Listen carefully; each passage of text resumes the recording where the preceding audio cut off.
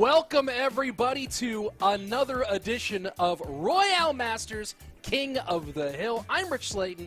That's Andrew Guy, and we are very excited to have you here with Andrew. Not only a fun competition, but today, an absolute banger of a lineup. I know. I mean, you and I last night, we got the lineup from our producer. We looked at it. We were like, are you serious? We're going to start with this match, and these are all the players. We have world champions in this lineup today for King of the Hill. We also have world finalists. We also have our best King of the Hill performers so far this year in Faust. Rich, it is going to be an awesome, awesome day of King of the Hill. We got a $3,000 to give away. Oh, yeah. We got money to give away. We got Clash Royale to play. It's going to be a great day. I did that on purpose halfway through with all the rhyming. You know what? I feel really good about it. Andrew, this is not your normal King of the Hill. This is not 3 people come in on each side and bang, bang, bang. This is a solo competition. What are we actually doing here? So yesterday we had qualifiers, and if you didn't know that, it's because you're not in the Royale Masters Discord. You're not following them on Twitter, so go and do that right now. But today, it's all about best of one, no card bans. It's not duel mode. You can play any deck that you want. We're going to give you 24 matches, and the way that it works, like I said, it's best of one. If you win, you stay playing. If you lose, you go to the back of the line, and we work all the way through our roster, essentially 3 times. Although, like I said, if you win, once you lose, you go to the very back of the line. So if you've had a good start to the day, it might be a while till we see you halfway through the day if you can't keep that train rolling. And Rich, we've had a lot of really good competitors. Faust was one of them. We saw him in the very first month. And this is actually perfect for the prize pool because he walked away with a ton of cash that day. I think it was like, 100. I think he had 12 wins or something, or no, 7 wins, excuse me, plus the qualifying. So almost $1,000 on the day. Not bad, as you guys can see.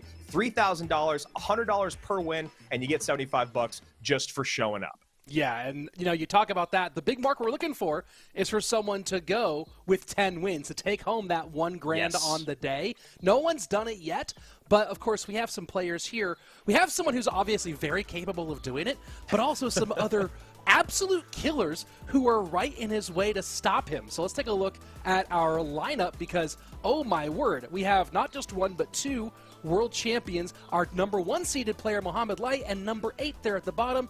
You might know that name. That's actually Igor. That's Igor's other name here. So Igor on the bottom end, Mohamed Light on the top, and then Andrew, look in the middle here. Samwell, Vitor, Osama, Faust. This is kind of a crazy lineup for this event. Yeah, and if you're Chief Boy or Alexi, you've got a lot of great practice ahead of you. And honestly, again, we always talk about this. Now that we're here at Royale Masters with these big names, any win against those types of players puts your name on the map, puts your name on the radar for all the other players out there. You see world champion Igor, world champion Mo Light, Samwell, 3rd place last year, Vitor, 8th place last year. So it's going to be a really, really great day of competition. And also with the way we have the season coming to an end, we have updates kind of being whispered about coming up soon. It's going to be nice to see what the best decks are in the world because it's not duel mode, right? So we don't have any of that snowballs for logs or arrows for fireballs to try to mix and match. It's just what these players think are the best 8 cards in that moment. Yeah, and they can run whatever they want as many times as they want. We know Igor's in here. Maybe he runs the same deck all day. We've seen him do it before, but to kick things off, this is a banger of a matchup. World number 1 from 2022 against world number 3 from 2022. Mohamed Light, Samwell. Let's get to it. Yeah, and I believe, Rich, and you probably remember better than I do, I think this was our bottom of the bracket finals, the lower bracket finals at Worlds because Samwell got 3rd, and then Mo went up to the upper bracket against Morton. Yep, that is correct, and of course, these two have played many times, and I'm sure they'll play many times more. Right now, though, we got some minor wall breakers up against Royal Giant to kick things off on the day. RG really, really strong right now, and obviously at the hands of very good players. It's always fun to see how they put together and sequence their offense moving forward. I guess the good thing for Samwell is he can always create that opposite lane pressure so that Mo doesn't get too big of a build-up in one lane, but that's really what it's going to be about. Can he stop the build-up? Well, Monk in against those archers, although the Phoenix does get in front of the Monk, so not the sequencing that maybe Mohamed Light would have preferred there. The egg pop will help out, but either way, that could have been a lot better for Mo. And now wall breakers opposite direction, and those wall breakers are going to force out a log and put Mohamed Light in a bit of an elixir hole. Always love to see Mo play defense without the #1 option, right? You see there he has to go E-Spirit first, then Log, because he's got his tank locked up front dealing with that Mighty Miner. Always fun to watch him play some defense, and Samwell's going to have to get really, really smart with how he's going to be able to start creating offense, or it's just going to be minor chip damage, but that's tough once you get into double elixir. Archers will mitigate the Hunter here, and again, just trying to get the Mighty Miner in front of wall breakers, and basically, he's happy with that exchange, right? He's happy to continue to force out the Electro Spirit and the Log and continue to take that +1 over and over again, force those to be used on his own terms rather than on Mohamed Light's terms. Yeah, and you know, Mo's doing a good job by keeping that Monk on the board. Not only does it make these RG pushes just a bit stronger, but also it makes it so that he can keep up with Samwell's cycle. And right now, we're already seeing that this push by Mo, he's going to get a few RG shots in, all of it put together absolutely perfectly, and Sam just does not have great responses. Yeah, not able to, in that case, use the Mighty Miner with the Log to DPS and knock back, and the Fisherman, of course, making that kind of a challenge as well. 20 seconds left. Mohamed Light out to a pretty big lead, and everyone else just saying, hey, Sam, can you please get this train derailed before it gets into the station? Yeah, Mohamed Light winning another CRL monthly final. Even though I was gone last month, he did what we expected him to do, and he hands off another golden ticket, his second given golden ticket on the year, and now he's decided to show up in Royale Masters, see if he can take some money away from these guys. And, you know, this is kind of exactly what we expected, right? Good minor chip damage in single. Maybe he gets a good connection with some baity cards or some wall breakers. And then we get into double, and it feels like Mo is just completely in control. Wallbreaker trying to sneak through, does not quite connect. Royal Giant on the right will be handled by the Mighty Miner. But again, this pushing a build on the left. Good poison value here at the bridge, though. Yeah, I like that poison. Monk's still getting a little bit of chip in. Phoenix not going to be much of a factor here to worry about, but that gap just gets bigger and bigger, especially with that fireball. 8:52, 17:23, a minute 15 remaining. Miner goes to the back this time. Some good distraction, but not a problem for Mo. Wall breakers taken care of by the Log Electro Spirit. Samwell has to find a way to get some weaving done here, but the loom appears to be broken so far. And you see there a little bit of fancy footwork with the Mighty Miner. Samwell just trying to make something happen, and because of that, we're actually pretty close. 852, 979. Samwell does have the spell power beat here, but that Monk going to narrow things down, and he misses the pull. He misses the pull. That's going to do it. Oh my word. You see, he's certainly not happy about that one. Had it in a position where he could fight, and instead tripped as he ran towards the finish line. I mean, when you get that, any deck that has minor poison and a champion in triple elixir, that damage starts to add up like crazy so fast. You'll see 2 miners on the board, poisons are always down on that Princess Tower. You know, the gap being that narrow at that point, Samwell had a really good shot to take this game away from Mo. You know, a lot of that because of the change of pace halfway through. He started to go in opposite lane. You can't deal with that big buildup in one lane against RG. But you miss a bomb tower, and it's pretty much game over with Royal Giant. Yeah, that's a big problem there. And you saw the early breakthrough as well. And there were some questions maybe about like the sequencing of like what was in cycle for Sam at different times, and you saw him really trying to push the pace early on and get that damage. But again, as you said, you miss a Royal Giant with a bomb tower, and you're basically saying, hey, please take that down. Yeah, I mean, and also the nice thing about it is it still happens to the best players in the world. And I don't know if it was because of the Monk, maybe the RG went to the left instead of normally just down the center of the path there. You know, that's one of those things, obviously hindsight's 2020, you're going, if there's even one unit to kind of push it half a tile, I should probably just place the bomb tower in the center of the map, but it's a lot easier to do up here than it is down there. So Samwell will go to the back of the line. Mohamed Light starts his day off today, now $175 in the bank. And Rich, I was just looking at his profile here on Royale API. With a good day today, he could get one step closer to already 50K on the year just from CRL, and then you add in Royale Masters. But of course, he just got second place in Andorra. I mean, it just goes on and on. You look at his profile, you have to scroll down before you don't see a #1. He's got 14 #1s in a row between ladder and Clash Royale League and all that to start his profile off. So, you know, not surprised that he picks up a win here in game 1. Yeah, I mean, it's been obviously a devastatingly dominant performance by Mohamed Light for a while, but we saw a little bit of a chip in the armor, if you will, at this last DreamHack event. Lucas taking the #1 against Mo, and Lucas was playing live on stage. Mo unable to make it, playing from the comfort of his own home. So, you know, there are definitely some things for players to be excited about. Mohamed Light is a human being. At least it appears that way for now. I mean, that's a really good point that you make, because playing in person, you have to imagine Lucas was really feeling the pressure compared to Mo, who was playing at home. And, you know, you might say, oh, well, Mo wants more of that live stage experience. Maybe those nerves get you going. But, like, we've seen Mo win over and over and over at home. He became the golden chariot golden boy for a reason. So, you know, props to Lucas and congrats to him. He's had a pretty quiet 2023. I think it was a great time for him to pick up a big win. Well, let's see if Vitor can come up with a big one here, playing against Bait, of all the things. This is a fascinating choice here by Mohamed Light. Yeah, and it's not the Bait deck that, you know, has been really popular. Usually you'd swap out the Mighty Miner for the Knight, and you'd have a Lightning in there instead of the Rocket, and I think maybe a Bomb Tower is the other card instead of the Inferno. But for some reason, this is the way that Mo wants to go, and I think he should be able to deal with it relatively easily. He's got a lot of cards that can help deal with these kind of wall breaker plus pushes. I mean, maybe I just haven't seen the Mighty Miner Inferno Tower interaction very much, because I don't know, almost no one's playing Inferno Tower.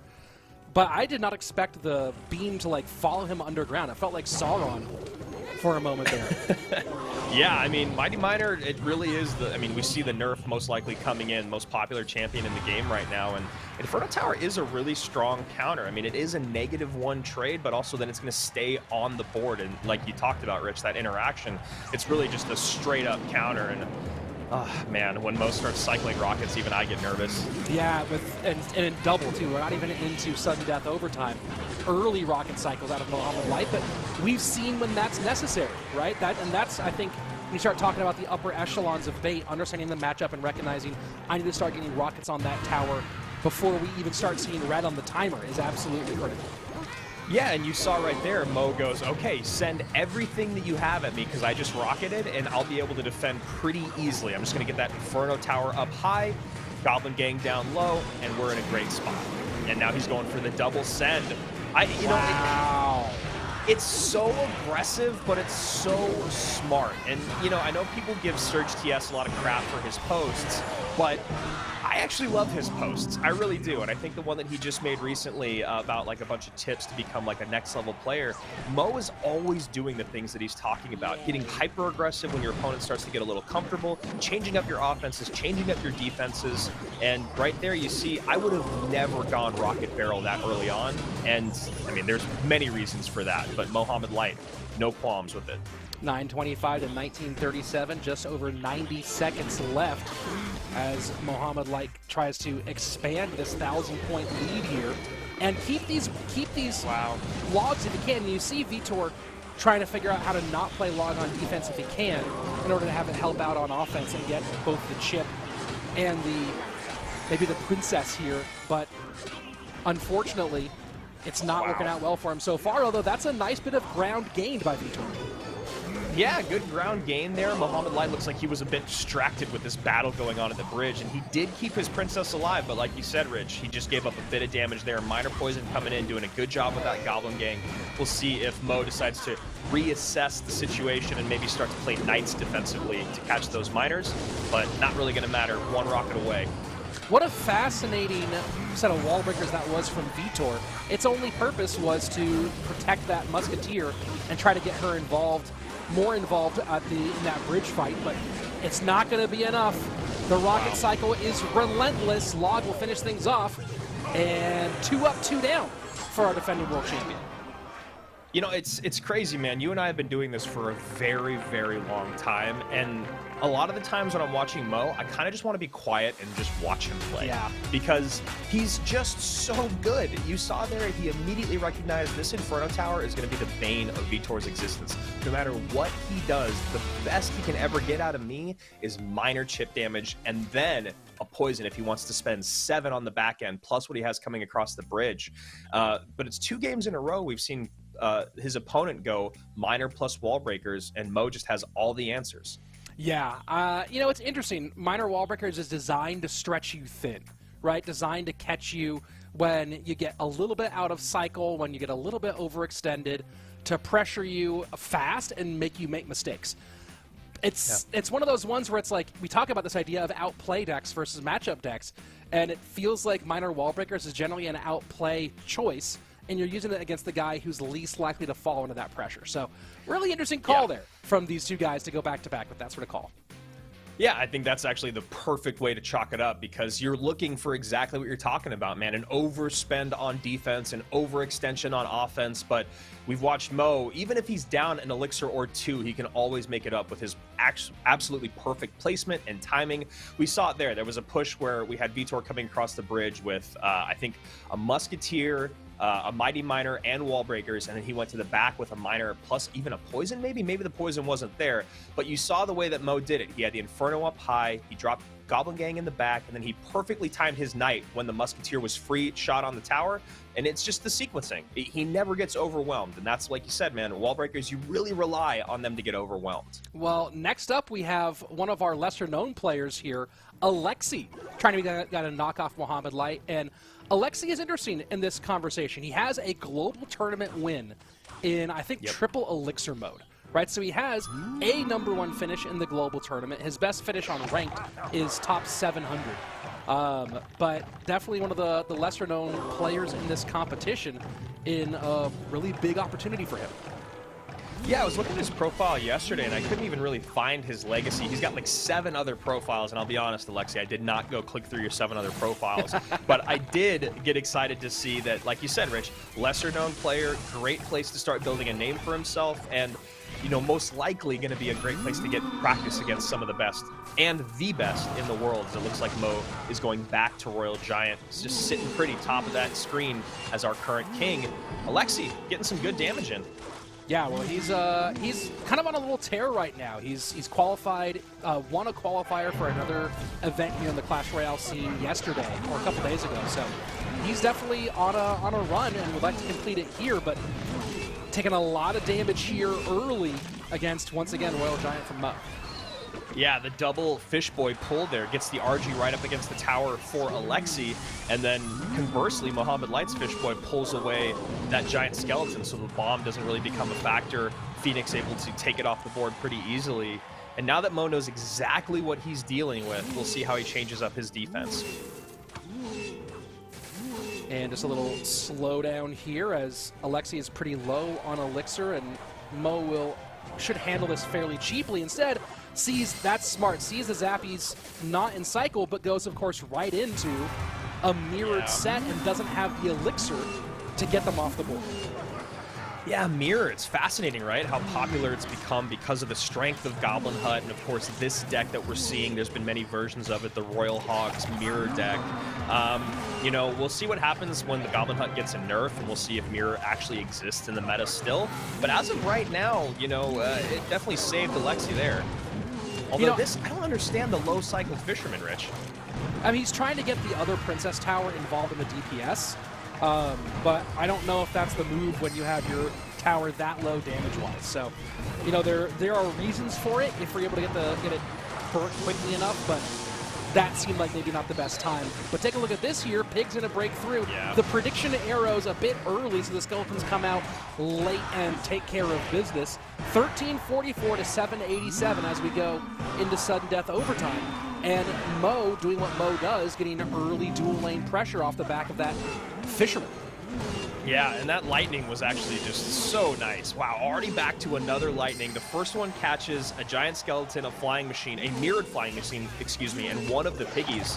And now we see Alexi going, all right, I need to make something happen. I need to make something happen really quick. He has a good opportunity here. There's not a lot of elixir available for Mohamed Light, and now his best splash damage is off the board. So I think Alexi might double down here, and he does. Pigs in. Yeah. Back to Ghost, though, is Mohamed Light. This will be okay damage, but Mo should most likely... I was just going to say, I don't know if I want to see him do the double pigs. Yeah. It feels like a really, that's not what you do against Mohamed Light. Yeah, he goes good game. I think all of us saw it coming. We were all worried for it, but a last-ditch effort by Alexi, not going to go well. An interesting choice there. Mo opts to go and lightning these zappies and get no lightning damage on tower. And now he's going to find himself in a little bit of a base race here. The pigs plus arrows trying to do more than the Royal Giant. It will not. Wow. Mohamed Light does get the win. Wow. I mean, Alexi, right? He's had the best showing so far. He goes for a deck that isn't all reliant on wall breakers. He goes, okay, Mohamed Light is not going to ever overspend on offense or defense. How can I change things up? We all saw the second set of mirrored pigs coming, and every single, you called it as it was happening, man, those pre-arrows. Had he just been a step later on the last 2 sets of pre-arrows, those skeletons would have not been able to take out the pigs, and he might have won that game.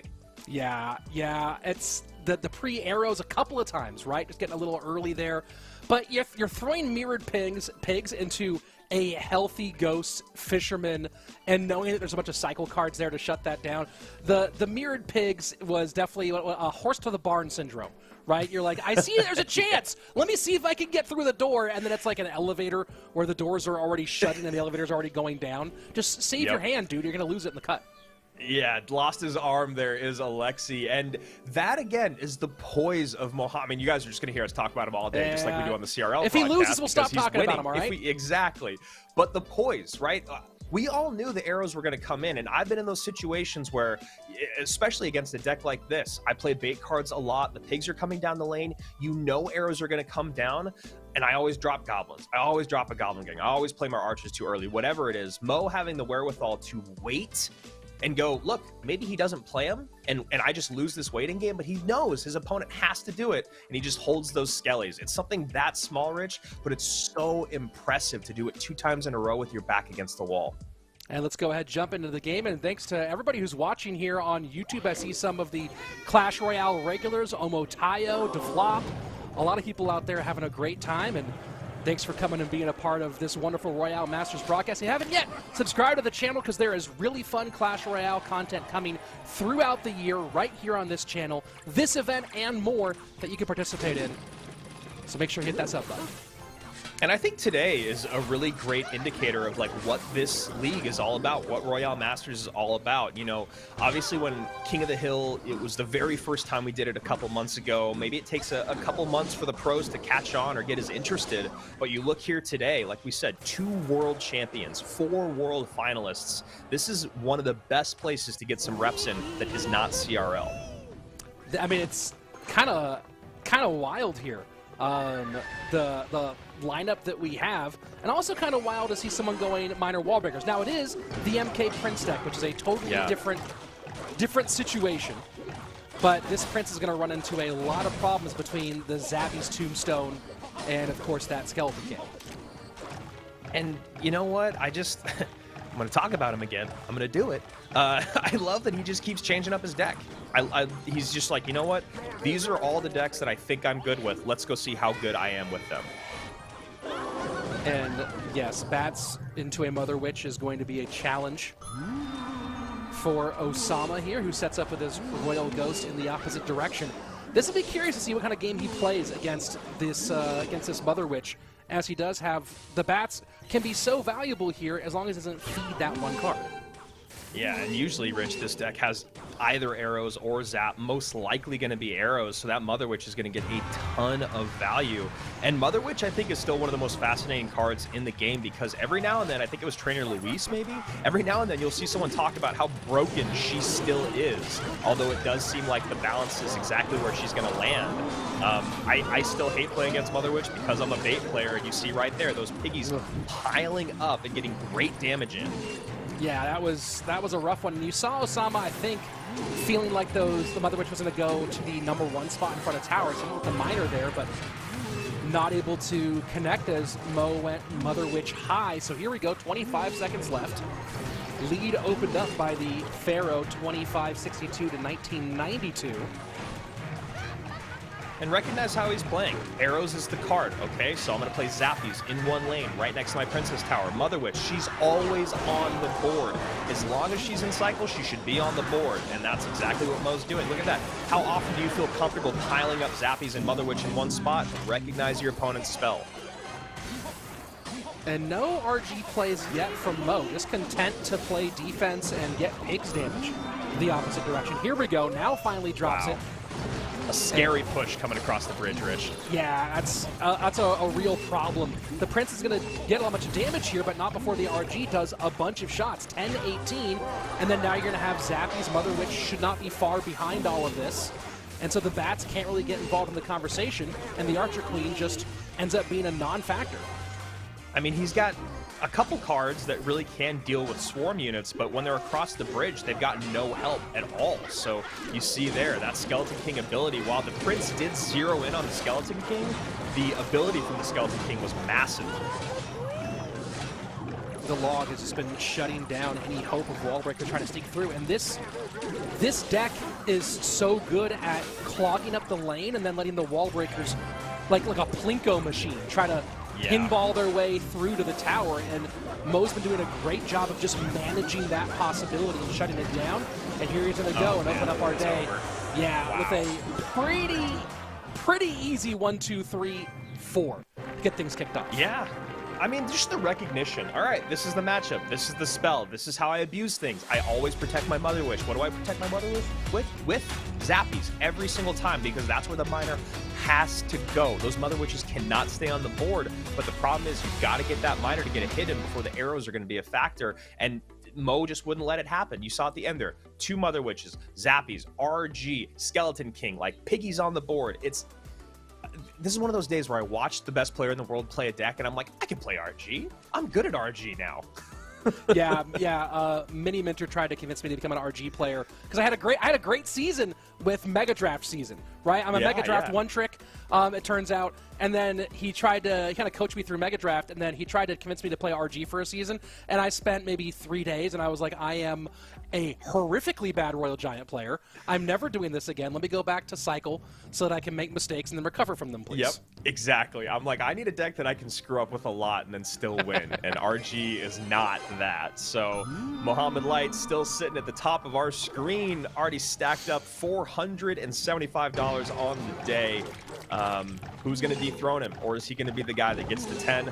Would not be surprised. Back to RG here for Mohamed Light. So going once again. We'll see if this looks like drill so far for Chief Boy, who's got a 7.7K personal best on Legacy Ladder, and best ranked finish 218, so he's gotten pretty decent in ranked. We'll see what he can do here. This game already feels like it's slipping away from him. This Fisherman going to do a perfect counter, and Princess Tower gets that shot in. Tower down to 15-17, and Chief Boy down to 0 elixir. Yeah, you can't leave your chin out when you're playing against Mo. No, he doesn't miss. That's a great way to put it. Yeah. Whew. Yeah. and Chief Boy probably going, what just happened? Here we are. Andrew, everyone has a plan until they get hit, and yeah, you get hit like that in the first minute, and everything you thought you were going to do kind of goes out the window. Yeah, your feathers are ruffled, your confidence is shot, and now you're going to play uphill for the rest of this, what could be 4.5 minutes against Mohamed Light.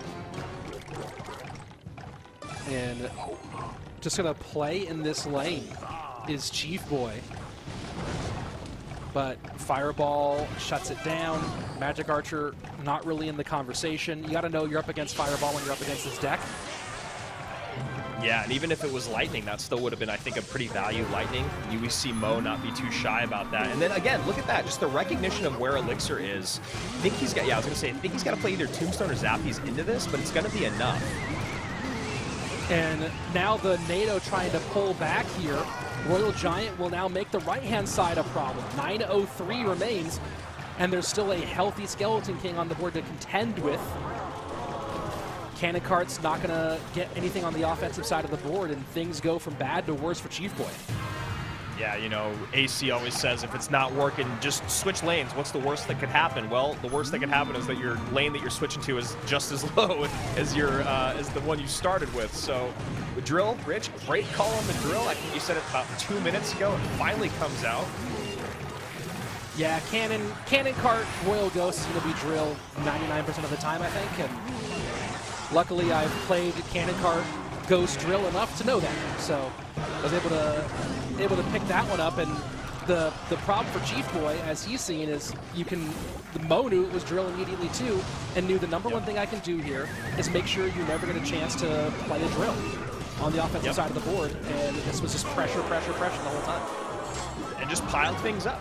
In 2 games in a row, no one's played a big spell against Mohamed Light, and he just absolutely abuses you. Those zappies, the value that they can get when they're all in one lane, have just been really shown strongly here in those last 2 games by Mohamed Light. And train keeps on a rolling, man. We're almost through our first 8 players. Well, I should say 7 because Mo's staying there. I'll be curious to see how Igor shows up. Obviously, we still got a couple more, but yeah, like you said, he's playing RG and no one's stopping him. Faust is no joke here. Faust could definitely stop this train, but you know, and I'm gonna go ahead and I don't know if our producer knows the answer to this, but has anyone done the full cycle? I don't think anyone's actually ever cleared a full round before. No. So, you know, no one's ever hit 10 wins. No one's here cleared a full round, and it definitely feels like today there's a possibility that Mo could do both of those, but of course he has to get through a very dangerous German here in young Faust.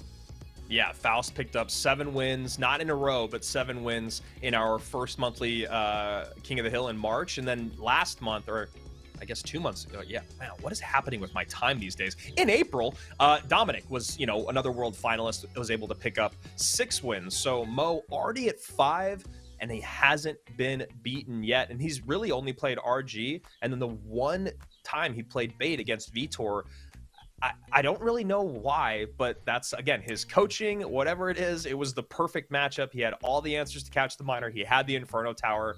And his late log work, Rich, against Wall Breakers has been immaculate today. Yeah, I mean, it's been very, very clean. And again, he's never sacrificing the defense in order to create an offensive opportunity, right? And you see so many players do that where they go, I need to get on tower, so the tools that I need to defend their primary method of doing tower damage, I'm going to use to make that happen. And you don't see Mohamed Light doing that, right? So you talk about the many things that make him really good. He's exceptionally disciplined. And, you know, we talk about horse to the barn syndrome. Well, you can do that. You can get that really early. We just saw that here in this last matchup with Chief Boy, where he tried to get in there early and got hit for it. Yeah, and you know, with Mohamed Light, he's just going to keep rolling on through until someone brings something. I mean, I don't know if maybe you go your comfort deck now. I really don't. I think at least maybe bring in a big spell because he's been happy playing RG, and RG usually has a lot of pile-up going on. But all this being said, then he'll come out with bait in the next game. So who knows what he's going to do, but as of right now, absolutely unstoppable, and no surprise there. We'll see if he even decides to change his win condition up before this first 8 goes down. And a really great comment in the YouTube chat here, Omar Al-Salal saying, when Mo Light was born, he told his father, Dad, you're a man now. So there you go. There's some fun stuff in there. At this point, I almost feel like you just can take any Chuck Norris joke and swap it in for a Mohamed Light. Just apply it to Mo. Yeah. And it sounds like right now Faust is resetting his router. So we're actually going to take a replay look here at Alexi and Mohamed Light, just so you guys don't have to look at our faces. We know that you're here for the gameplay, even though we do like when you guys are happy to see us. Let's take a look at this. Mohamed Light and Alexi. And, you know, this is as you can see, 30 seconds remaining in regulation. Alexi's tower is almost completely down. This is when, you know, things started to move a little bit in Alexi's favor. If you look at where his tower ended up and where it's at the moment, you know, it ends up being a lot closer. But that was that lightning that Mohamed Light pulls the trigger on, gets that mirrored flying machine, gets one of the piggies, and is able to deal with that giant skeleton. Well, you see the early arrows come in. If they come in a little late, that would have been a few more ticks of pigs damage for sure. But then also, you saw the really great Electro Spear from Mohamed Light up high that pulled the giant skeleton back and got a little zap there on those piggies. So little overplay from Alexi and a little outplay there from Mohamed Light. And if you guys saw there, the flying machine was played to the left side, which is the weaker tower, to defend the right side. The right side was completely healthy before that Fisherman plus Royal Ghost send, and that was actually the other thing that I wanted to say right before we hopped into this replay, so thank you to our producer Tasty for popping this up on the screen, because the other thing I've noticed with Mo is he's never committed to one lane. Even if that tower is down to 400 HP and he sees an opening on the right-hand side, he goes, you know what? Let's see what we can do on the right-hand side, because it makes your opponent make mistakes. Like that flying machine in the weaker of lanes, it makes it go, okay, perfect. This is an easy lightning. And that's one of the things I admire most about Mohamed Light is no matter how low a tower is, he's never committed to going in that same lane. A lot of times when you find your opponent in an elixir deficit, you go, look, now I can punish him on his weak tower.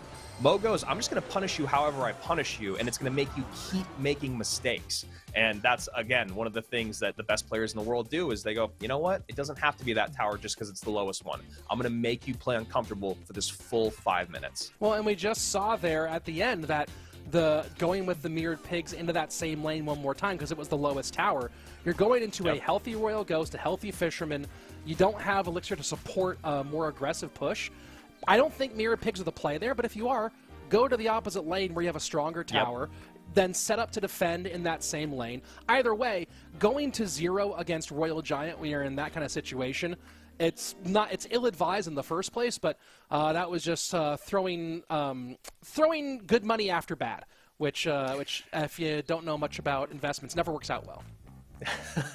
Yeah, and you said it absolutely perfectly there. It's that the Royal Pig or the mirrored Royal Hogs, that was not the play, but if you have to do it, if you really need to, at least send 3 to the right-hand lane, because you, like you said, there's a lot on the board on that left-hand side.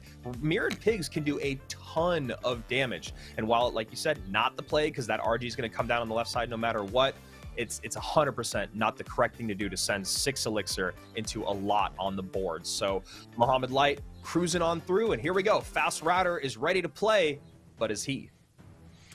Game 6. If Mohamed Light can beat Faust and Igor, a.k.a. Khazardi, he'll complete the cycle, which hasn't been done before here at Royale Masters King of the Hill. And it looks like Faust's going to go RG against the... Is this just minor control from Mohamed Light? It looks like it could be. I mean, it could be... there was like a... Well, I'm just not going to do that to myself. I've done it to myself for 6 years, so I'm just going to go ahead and let him do what he wants to do, and I'll pick it up on the back end. But, you know, Golden Knight, not as popular, but still, you'll see it pop up in some of these spammy decks, and poof, just in time. There are still some decks that need Golden Knight from a functional standpoint, right? The other champions just don't work, and you really want that 3-card cycle. But certainly, it's dramatically less impactful than it was before the adjustments were made to how the dash functions. And yeah, this should have Phoenix, and this is going to be minor control. Phoenix, one of those ones that a lot of players are calling for a nerf on, and we'll see if it does end up getting hit with the hammer with this next update. Yeah, you wonder if the conversation is more about how overpowered the Phoenix is, or does it go back to that weird Mega Minion buff that just kind of didn't happen because the Phoenix was still so much better? I don't think the Mega Minion needs any more changes. The Mega Minion is actually in a pretty good spot right now. I don't think many of the other flying cards need changes. It's just for the Elixir, the dollar to donuts value, Elixir-wise, for the Phoenix is just better than all of them right now. You take the Phoenix back a little bit, and suddenly I think you have real decisions to make with your aerial attacks rather than just, well, Phoenix is definitely the best one 99.9% of the time. Yeah, I mean, I couldn't agree with you more. I think that's a really good way to chalk it up, is that, like, the Mega Minion getting the buff made sense, but it just didn't get played because it still wasn't as good as this card that we see most cycling in the back left-hand side of the board. And, yeah, this deck is fun. This is another one of those decks you look at, you're like, oh, this is a quick cycle deck, minor chip, minor poison, a lot of fun, but, you know, when you're playing against some of the better players out there, especially playing decks like Royal Giant, you can get overwhelmed pretty easily if you don't play your defenses perfectly or if you give away a lot of Mother Witch value, which it's going to be a tough thing to pull off against Mohamed Light. So far, Mo's been doing a good job of not giving up that Mother Witch value. We saw him use the skeletons in the previous sequence on the right-hand side for the Fisherman, letting the bomb tower deal with the Mother Witch. But over time, you know, you see lots of, with this control deck, obviously the bomb tower to control Royal Giants, But and this is why you see this miner being used defensively, because he doesn't have a lot of DPS that's phenomenal outside of the Phoenix and the Skeletons. He'd love to use those two. Mother Witch is a huge problem here. Yeah, now we see Mo starting to have to play a little bit of double lane duty here. Miner, like you said, Rich, defensively, plus Skellies, plus Bomb Tower. So you start to do the math there. That's 8 elixirs spent. And you can see now Mo down just a couple. He drops that Phoenix in the back.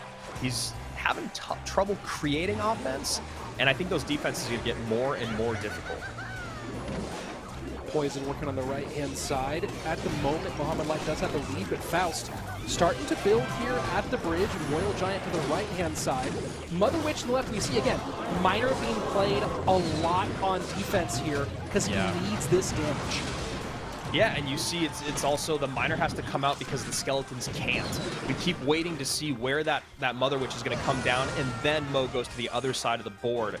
And that's kind of been his way to deal with those RGs as Miner plus Skellies, but he's always got to wait for where that Mother Witch goes first before he can play the Skellies. You see Faust looking for it time and time again with that Mother Witch up high, and now he goes, okay, all right, it didn't work the last few times I tried it, let me try something else with this Mother Witch. What's interesting here is you see Mohamed Light taking the poison value in the Tombstone plus tower damage, but Faust is doing that on purpose so that the poison's not going to be involved with the Mother Witch. He can cycle Mother Witch in the back. So it's this really interesting game where Mo, he can't really play many miners on offense because he has to use them for the anti-RG DPS. And now he has to get his damage from poisons, and Faust is doing a really good job of recognizing that and trying to take advantage of that from a cycle perspective. And Mo doing kind of the only thing I feel like you can do, and this is, again, what we're talking about. This deck looks like a lot of fun to play, but Mo is already, like, he's having a really hard time keeping up with this right now, and he's basically holding on to the fact that as long as I can have a 1 or 200 damage lead, I can out-spell damage my opponent with this poison plus miner. So we'll see here, final seconds. Go ahead. I was going to say, also, as long as that Golden Knight hits literally all the things that are possible to hit. Oh my word, that Golden Knight did everything, and here you go, Mohamed Light shuts it down. Wow. And brilliant, brilliant work. Miners barely touched Faust Towers, but Poison able to get value after value after value, and despite Faust's best effort, not able to take advantage. Yeah, and I mean, man, you look at that right there, perfectly played by Mohamed Light. He is now our winningest competitor in the monthly King of the Hills because he has gotten to 7, so has Faust, but Mo did 7 in a row. Remember, we're not even at our first break today. We're about to get to our 8th competitor on the day in Igor or Kazardi, and maybe, just maybe, this battle of world champions can dethrone Mohamed Light. I don't even know if I believe myself when I say it. Yeah, I mean, look, if anyone can do it on the short list, it's Igor. The question, of course, has been, what's Igor's form like, right? He's been popping up a bit now that he's relocated, and we're seeing him perform very, very well. Just, you know, the question is, what are the reps like, and what's his training regimen at this moment? But Igor in top form is on a very short list of players where you can see them beating Mo in many different situations. But you know, that you have to actually get it done, which very few players can do very often. And looking at the matchup, just because I was curious about this matchup, I hadn't looked at any of the rest of them throughout the entire day, but just because that was a pretty tough one for Mohamed Light, I'm able to look here. It looks like it's like a 58-42 in favor of Faust, or a 54-45 if it's only 7 cards. So just slightly in favor of that Royal Giant. And it's because, as you guys saw, Mo had to play that basically perfect, and the wherewithal to go, all right, my miners need to go on defense. Like you said, Rich, poison damage is where it's at. I got miner damage in single. Now it's all about poison damage. And then, of course, not giving up those Skellies to Mother Witches, because obviously the pig spawning behind an RG is trouble, but the bigger trouble is those Skeletons are your highest, like you said, again, highest DPS unit on the board. They cannot be ineffective. They cannot be a non-factor. Let's go ahead and jump on into it. Igor, Mohamed Light, and as Zenko the Joker's pointing out in our YouTube chat, Igor did beat Mo in the finals in 2021. Of course, it was Mohamed Light who battled back to go ahead and end second place that season. But Igor certainly done it, and the Goblin Hut for Igor up against Mohamed Light going with EQ Mortar here. Good timing.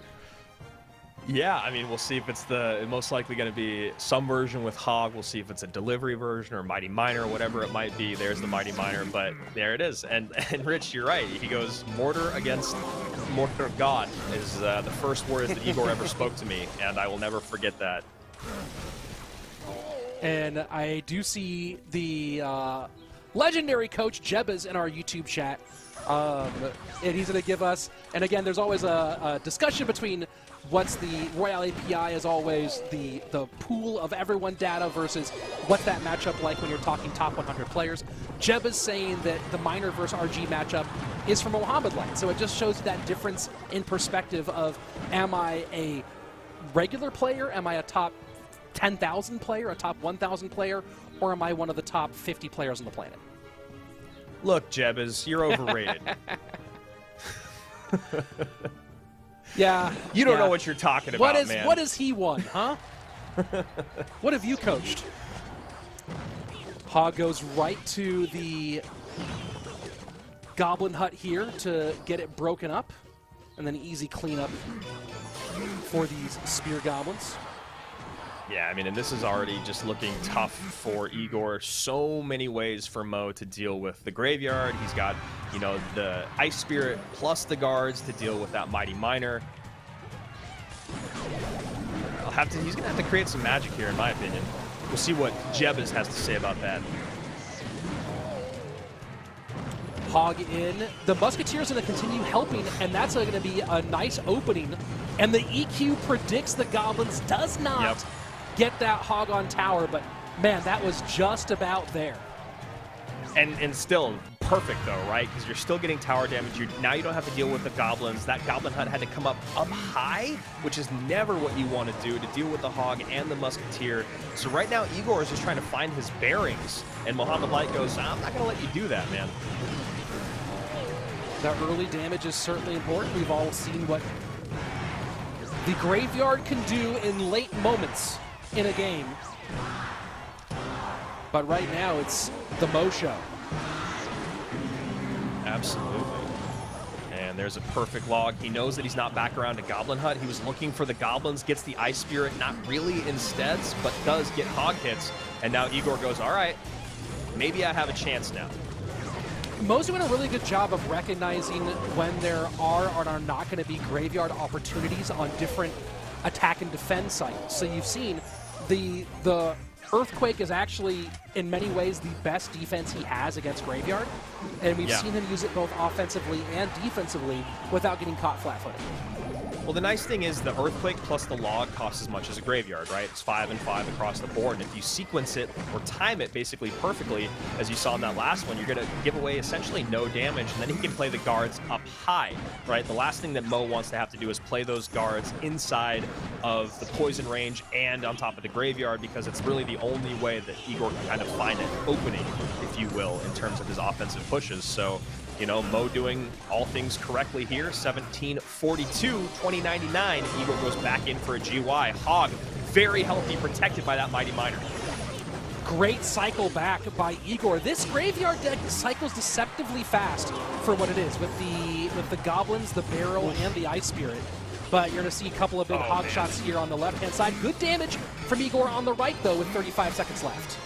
Yeah, 1603. Now we'll see if he wants to pull the trigger on the poison. There's the poison because we're in triple elixir. Mighty Miner gets to that left-hand tower. Going to need to get some guards or something. No, he goes late Ice Spirit, guards up high. Another Graveyard down. Rich, you called it. Look how fast that's coming in. But this Hog Rider is tanked for, and on the tower, no. Late Goblin Hut. Oh, late Goblin Hut. The Goblins do not stop the extra shot, though, and that's the death knell right there. Just the most important connection. Igor almost got it done, couldn't quite do it, and Mohamed Light's the first person to run through the full cycle here on Royale Masters King of the Hill. 7 in a row, and has a really good opportunity to be the first person to break that 10 wins mark here as well. We need to get a button on our stream deck that just is our voice saying, and Mohamed Light is the first person, and we can just push that, and then we can start talking, because he's the first person to do a lot of things, and here at Royale Masters, absolutely no different. We've never gone through our first 8 players or gone to our first break with the first player staying in the lineup. Mohamed Light picks up a big chunk of change already. We're only a third of the way through the day, man. Yeah, that's kind of the thing he does. You know, you were talking about Button. I mean, you couldn't quite AI replace us yet with the casting, but you could probably take make a soundboard of like 36 things, and now and a dozen of those are just Mo related, and then there you go. Now you have the commentary. So nobody do that, by the way. I do like working. Yeah, please don't do that. But my word, it's just it is fun to watch, but of course the big question here is who's going to be the one to knock him off the hill, and the way to find that is for us to get to our next matchup. Yeah, that's right. 7 matches in the books. Mo and Samwell is where we're going to start, where we started our day, and that's where we're going to start again here. I believe we're going to take a break, but I'm not 100% sure. I think that's usually the... Oh, it's after this game. Excuse me. Right, because we have to go all the way through again because he hasn't lost yet. So, excuse me, let me hit that button. It's the first time. Anyway, so Mohamed Light going back up against Samwell. We'll see. I mean, I would hope that Sam decides to change up his deck here, but maybe he goes, I don't think Mo thinks I'm going to run the same thing back. Who knows? But as of right now, what do you do to beat him? Who's going to beat him? Every game has been pretty dominant. Faust got him close. Alexi got him really close. Igor there, honestly, I think maybe we'll give him a 3rd place for getting Mo almost taken down, Rich. Any thoughts on that? I mean, it's, again, the level of one step ahead we've seen from Mo and from Jebez with the deck picking continues to be, you think about how good dual mode is for Mohamed Light and Jebez together, and we saw that a lot, obviously, in regular duels. And then the thought was like, oh, well, pre-submitted duels, in-game duels, will nerf that. That went out the window very quickly with 3 golden tickets, 3 back-to-back-to-back monthly finals. And then there's this one where now it's one-off games, right? Where it's just like, hey, pick a deck and go in, and still one step ahead of the competition in every single one of these games. I know that Samwell probably won't do it because he's going to go play Cycle because he's a Cycle player. But man, one of these players has to come up with something really weird and out there and just go for a devastating matchup and try to take your Royale API, look at everything you've played, and throw all that into a trash can, and then go find something else to do. E-Drag, Lumberjack, NATO, I don't know. It's the only time in my life I'd be like, maybe you try Golem, because Morton tried it, right? Didn't work for him, but that was his thought process was, let me try anything here different. And talking about different, Mohamed Light has played 4 different win conditions, essentially. I think he played Royal Giant 4 times, and then we had the other 3 decks, right? We had Hog, we had that minor deck, and then we also had, there's one more in there that I'm forgetting. The bait deck, right? Yeah, bait, exactly, yeah. And which we saw was a beautiful rocket cycle kind of clinic there. So Mo and Jebez, who know you're not overrated, have picked up a lot of wins today. And like I said earlier, I love that we've seen him vary up those RG decks, because even though he's going back to the same win condition, you see how drastically different that matchup was when you have Tombstone, when you have Mother Witch, when you have Royal Ghost, what have you. And Mo's been winning with all of them. I see Ankit Singh in the YouTube chat asking, how many players are there in this tournament? Well, this tournament happens monthly. It starts with a in-game qualifier tournament. We had the one for this one yesterday, but if you keep an eye on esportsroyale.com and at esportsroyale EN on Twitter, or even in-game on the esports tab, you can find out when those qualifiers do happen. From those qualifiers, we whittle down to just 8 players, and that's what we have here today. I don't know if we can see our leaderboard while we're waiting for our next matchup here, but we have the 8 qualifying players here today, and what you have is, if you win, you stay on the board, and if you lose, you go down. So Mohamed Light, as the #1 qualifier, was in our first match against Samuel Basoto. He has won every single game, so he stays on. If someone hits him, if someone beats him, they knock him down to the back of the line. But right now, he is 7-0, undefeated, taking all the money, taking all the wins. And that's how today is going to work. So if Mo wins, he could win 24 games and walk away with $2,400 plus 75 for showing up. Hopefully someone is able to knock him down at least for a couple of minutes so we can see somebody else walk away with some money. Whoever was in charge of graphics was like, what do you want? It's just this. It's just all the games are for the one guy. It's just the rest of it's 0. I mean, you could just tell him that. Yeah, that's just tell them that that's how it works. But yeah, 8 people. That's how this works. And also, as we said before and during the last matchup, guys, just join the Discord. Go follow Royale Masters on Twitter. You know, you talk about how many people are here today. The top 8 are here today, but yesterday there's tons of people that signed up and a lot of people that competed. And even if you don't make it to today, you never know who you're going to run into during the qualifier. And clearly, based off of our lineup today, there's a lot of great talent in there for you to, you know, again, get reps in to see, are you at that CRL level? And Rich, you know, it says in his profile, I don't think it's counting Andorra. You know, like I said, $48,000 on the year from just CRL. And like you said, if he picks up all those wins today, that pushes him over 50K already. We're only in May still. I mean, we're still technically in May. It's the last day. You talk about winning tournaments, golden tickets, and cash prizes. It's just been absolutely astounding. And I'd say the last thing that I've really loved to see is, like, you look at how dominant Igor was, and he's still here. It's been a long time. Yes. He still showed up, and he still gave Mo a good run for his money. The old fanboy in me of Igor, really happy to see him here today. Yeah, it's really great seeing him here, and he's one of those ones, like, you want players who have that elite level skill set in this game.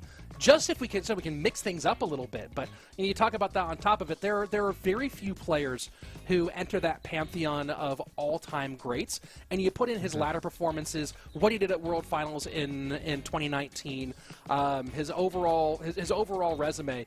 Igor is on a very, very short list of people who, you know, if you're having someone play the devil for your soul, you feel comfortable with them picking up the phone, right? And and Igor's on that list. So it's great to see him in the mix, and the big question is, at what level does he reach, and does he reach it quickly enough to be able to qualify for World Finals? I mean, how crazy would that be? World champion 2019 shows up 4 years later at World Finals again. It would be super cool. Haven't seen him since 2019 in person. And yeah, I mean, we'll see. We'll see what happens. Like you said, Rich, I think one of the tough things with Igor is his coachability and his consistency. You know, how into the game is he right now? And we talk about Jeb as we joke about him. He coaches the best player in the world. Mohamed Light is incredibly coachable. He's incredibly coachable. He has so much faith in his team. He relies on them so much, and that you have to. There's not one of the greatest of anything in the world that does not have someone coaching them along the way. And I think now, without a doubt, it's a unanimous decision across the board who the best Clash Royale player is ever, period. And that coachability is really important. So we'll see where Igor lands on that as we hop into our last game before the break, starting right back where we did before. Samwell Basoto, bottom of your screen, Mohamed Light at the top. And, you know, really interesting to think about here, but Igor certainly is in the mix trying to make a push for World Finals. But you mentioned that Clash Royale Esports put a tweet out just the other day that showed all the players who are currently in the top 100 and pushing for a World Finals berth. And you have, of course, Mohamed Light in there, but you also have Mugi, Surgical Goblin, Canario, Diego B, Ruben, and I believe Igor should have been on that list but wasn't. But yeah, you have so many former world champions who could be world champions again, including Igor. But right now, you have a man who'd like to spoil all of that in our multiple-time world finalist, number 3 from last year in Samwell Basoto. That's so cool to hear all those names here in 2023 that are all vying to get back at Worlds. It really kind of, it warms my heart. Like I said, we've been doing this for a really long time. We've seen all the world champions. We've seen all their ups and downs. And to hear all those names, Ruben, Surgical Goblin, Canario, seeing Igor, it's a lot of fun. And for those of you who are asking for the Discord, I see that in the chat. The Discord's in the description below. So if you're watching on YouTube, and you open up the description, the Discord link is there for you. You can find it that way, and of course I see the mods are going to find that for y'all as well. And right now we have an interesting situation of Hog EQ versus Hog EQ. No surprises here from Samwell. It was pretty clear he was going to go cycle again. Mohamed Light said, let's go blow for blow here. Yeah, and you know, Samwell already sending out the Angry Princess. He ended his game with that. He's starting his game with it as these Hog Riders are just coming in and getting a ton of damage in early, already up by 400 damage-ish in one lane and 5 in the other. Interesting to see that Sam's not getting any buildings involved as of yet. It might be that he's playing the Bomb Tower version, which is supposed to be the better in this matchup because it stands up better against the Earthquakes. And here you see the Earthquake helping Samwell break through, get some good damage on the right-hand side. Yes, Sam doing a great job there with his timing, making sure that Mighty Miner gets up front, puts in the damage that he needs. And I like this push. This is a great push. Guards come down just a step late, but still going to get some... Nope. Nice last-second Valkyrie there by Mo. Valk plus Archer Queen on the right-hand side. Muskie to hold low. Mighty Miner comes out to tank for the Muskie. Good log here from Mohamed Light, but the protection from the Musketeer just jamming things up here at the bridge. And nice Valkyrie plus Hog push. There's the mortar. It must have just been some double funky ice cycles. spirits. Wow, Hog's gonna get a shot. Does it get two? It does. Wow. 1918 to 1080. Big lead here for Mo. Yeah, I mean, you wonder, I know where you're starting that sentence and talking about why it took so long to get that mortar down, and maybe he was scared of the earthquake. Yeah, I'm not exactly sure what it was, but Mohamed Light was a lot less shy with his mortar, and about 1,000 damage up. Also, this Archer Queen has been kind of a nuisance for Samwell. He did a good job controlling her early on, but now here a bit later on in the game, she's just getting a lot of value. Mortar might have been card number 8 for Samwell, and that could be a reasonable explanation. But either way, wow, Hog gets the shot through. 1380, 860. Full send here from Mo. Yeah, and a good job there to get that Ice Spirit up and kind of lock everything in its spot. But AQ goes to the back of the line in terms of targeting, and that is going to do it. Mohamed Light, still unstoppable, picks up the most wins that we've had yet in Royale Masters at 8. And $875 and a clean run through our day. Yeah, 8-0 is pretty nasty. So, like, look, he's going to break the 10-win mark. There's almost no chance he doesn't. It would be, if he didn't, it would actually be a devastating collapse on the part of Mohamed Light. If he didn't, it would be the most surprising thing to happen today. Yeah, because even if he loses the next game, he'll have more opportunities to get back in the mix, right? I guess the question now is, and let's throw this to the chat, how many does he win in a row before someone just unseats him? So chat, why don't you guys weigh in? Andrew, he just got through the hardest part of the top of the order. He has Vitor, I believe, up next. Yeah, Vitor up next. How many more wins in a row do you think that he's gonna put? Like, what's this streak? Streak's at 8 right now. What does this streak end at? I don't think he makes it through twice. Someone is going to stop him before he gets to 16. I'm thinking it's probably maybe like the 12 or 13. It's just, it has to happen. It has to. All right, I'm going to go nuts. I'm going to say 17 is the streak that we're going to hit. 17. I'm going to say 17. I mean, you talk to a lot of guys that played basketball in the 90s, and they had Michael Jordan that kept them from getting rings. Right now, Mohamed Light is just completely monopolizing this bank of Royale Masters. You think, hey, I'm 3rd in the world. I'm 8th in the world. I'm a world champion. I'm going to show up and make a few $100 today. Well, as of right now, $75 for qualifying is what everyone has other than Mohamed Light. Yeah, if you want to make a few $100, sell your phone. You're not going to get it here. And I'm seeing a lot of people in the chat right now. 13 is the most popular pick. I see Mr. Gooby with 13. I see Wayno's World saying Mr. 13.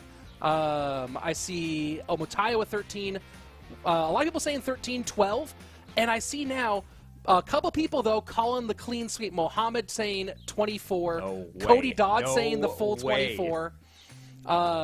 Blaze Phoenix going with 9. He says he's going to win one more and then lose, I believe, to Alexi. I think that if he wins beats Vitor, all the matches, I'll shave my head. Yes, I won't actually shave my guys, head. it's on record. He said it out loud. It's a legally binding contract. I think that's how in the contracts world work. that it could be scary for. Sorry, our producer is telling us to do something, but we're busy talking about his shaved head. What do we do? Yeah. I'm just kidding. Yeah, we need to, there's no way, Rich. There's no way he actually gets the clean sweep. I mean, I'm seeing more people, me versus Tree, saying 24.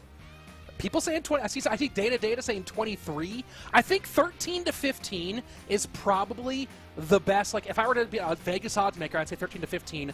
That's the range. That's the real range here. I'm saying 17. I'm going hard on it. I'm going to say 17 because I think that he's going to get to Igor, and I think Igor's going to do something crazy, but still Mo will win that one. And then he'll stumble either against...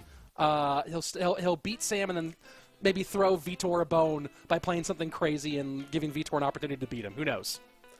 All right, well, I'm going to go start charging my clippers just because it's definitely a possibility. Everyone else out there, we're going to take a short break, go grab some popcorn, go refill your drink, whatever you need to do. We'll be back in just a bit as Mohamed Light continues this reign of terror. We'll see you in just a minute.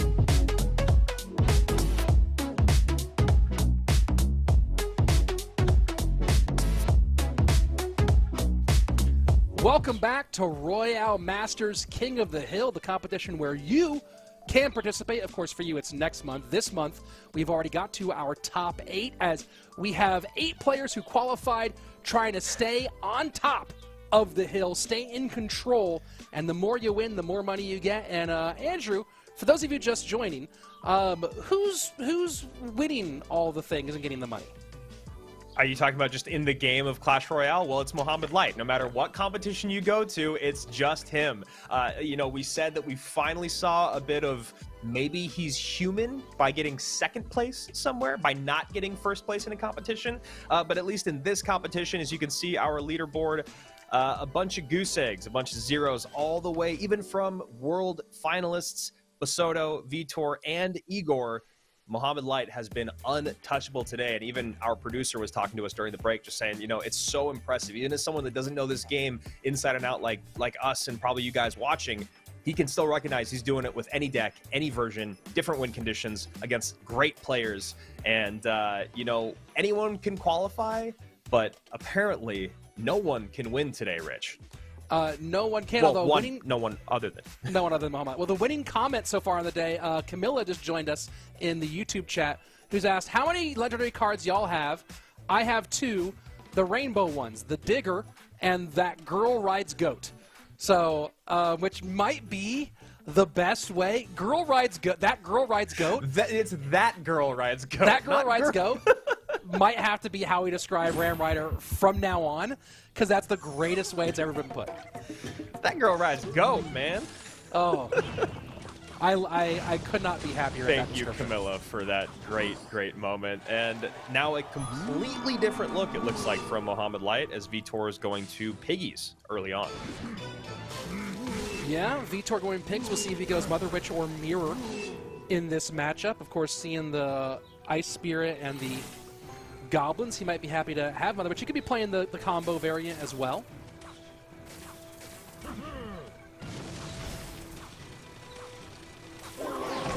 That Girl Rides Go. I just can't get over it. It's so good. That Girl Rides Goat. It's my favorite. It's up there with 6-man for me now. I'll never, for minor, just from watching Morton for years, it's called Tunnel Grabber in German, which is like my favorite translation ever. That's really funny. I did not know that. Yeah.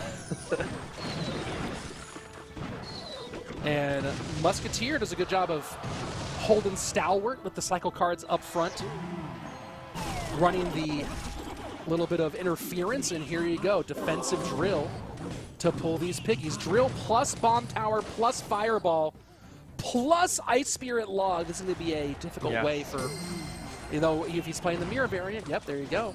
He does have opportunities. Even that Mighty Miner Bomb can be useful, but that's maybe while we'll continue to see Vitor splitting up his Piggies because of literally everything that you just said. He's got so many responses to deal with them piled up. Vitor going to maybe be in a tough spot with exactly one lane of pressure. He's going to have to probably split his attention quite a bit. We'll see how this goes late in the game, as those mirrored pigs could become a factor. Royal Ghost shuts down this drill very nicely. While this deck from Mo does cycle very quickly, he's going to have to contend with, as we get into double and triple, more and more offensive pressure. So that Royal Ghost is not going to get out-cycled by drills over and over and over again, I don't believe. And I like what Mohamed Light is doing here. You know, he decides to change up his defense a little bit. He goes Goblins to the right and the Musketeer to the left-hand side. I was just going to say that Musketeer is going to get a lot of value in this matchup just because there's really no way to get to her, and she does do so much damage. We'll see Mohamed Light use that throughout this matchup. Ice Spirit trying to protect this Musketeer just a little bit longer. Bomb Tower to help.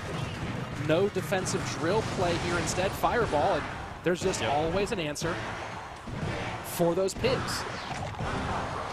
Yeah, and Vitor continuing to try to keep the pressure up. I think the Flying Machine is protected, there it is, but not from the Musketeer, which again is just going to be an X factor in this matchup.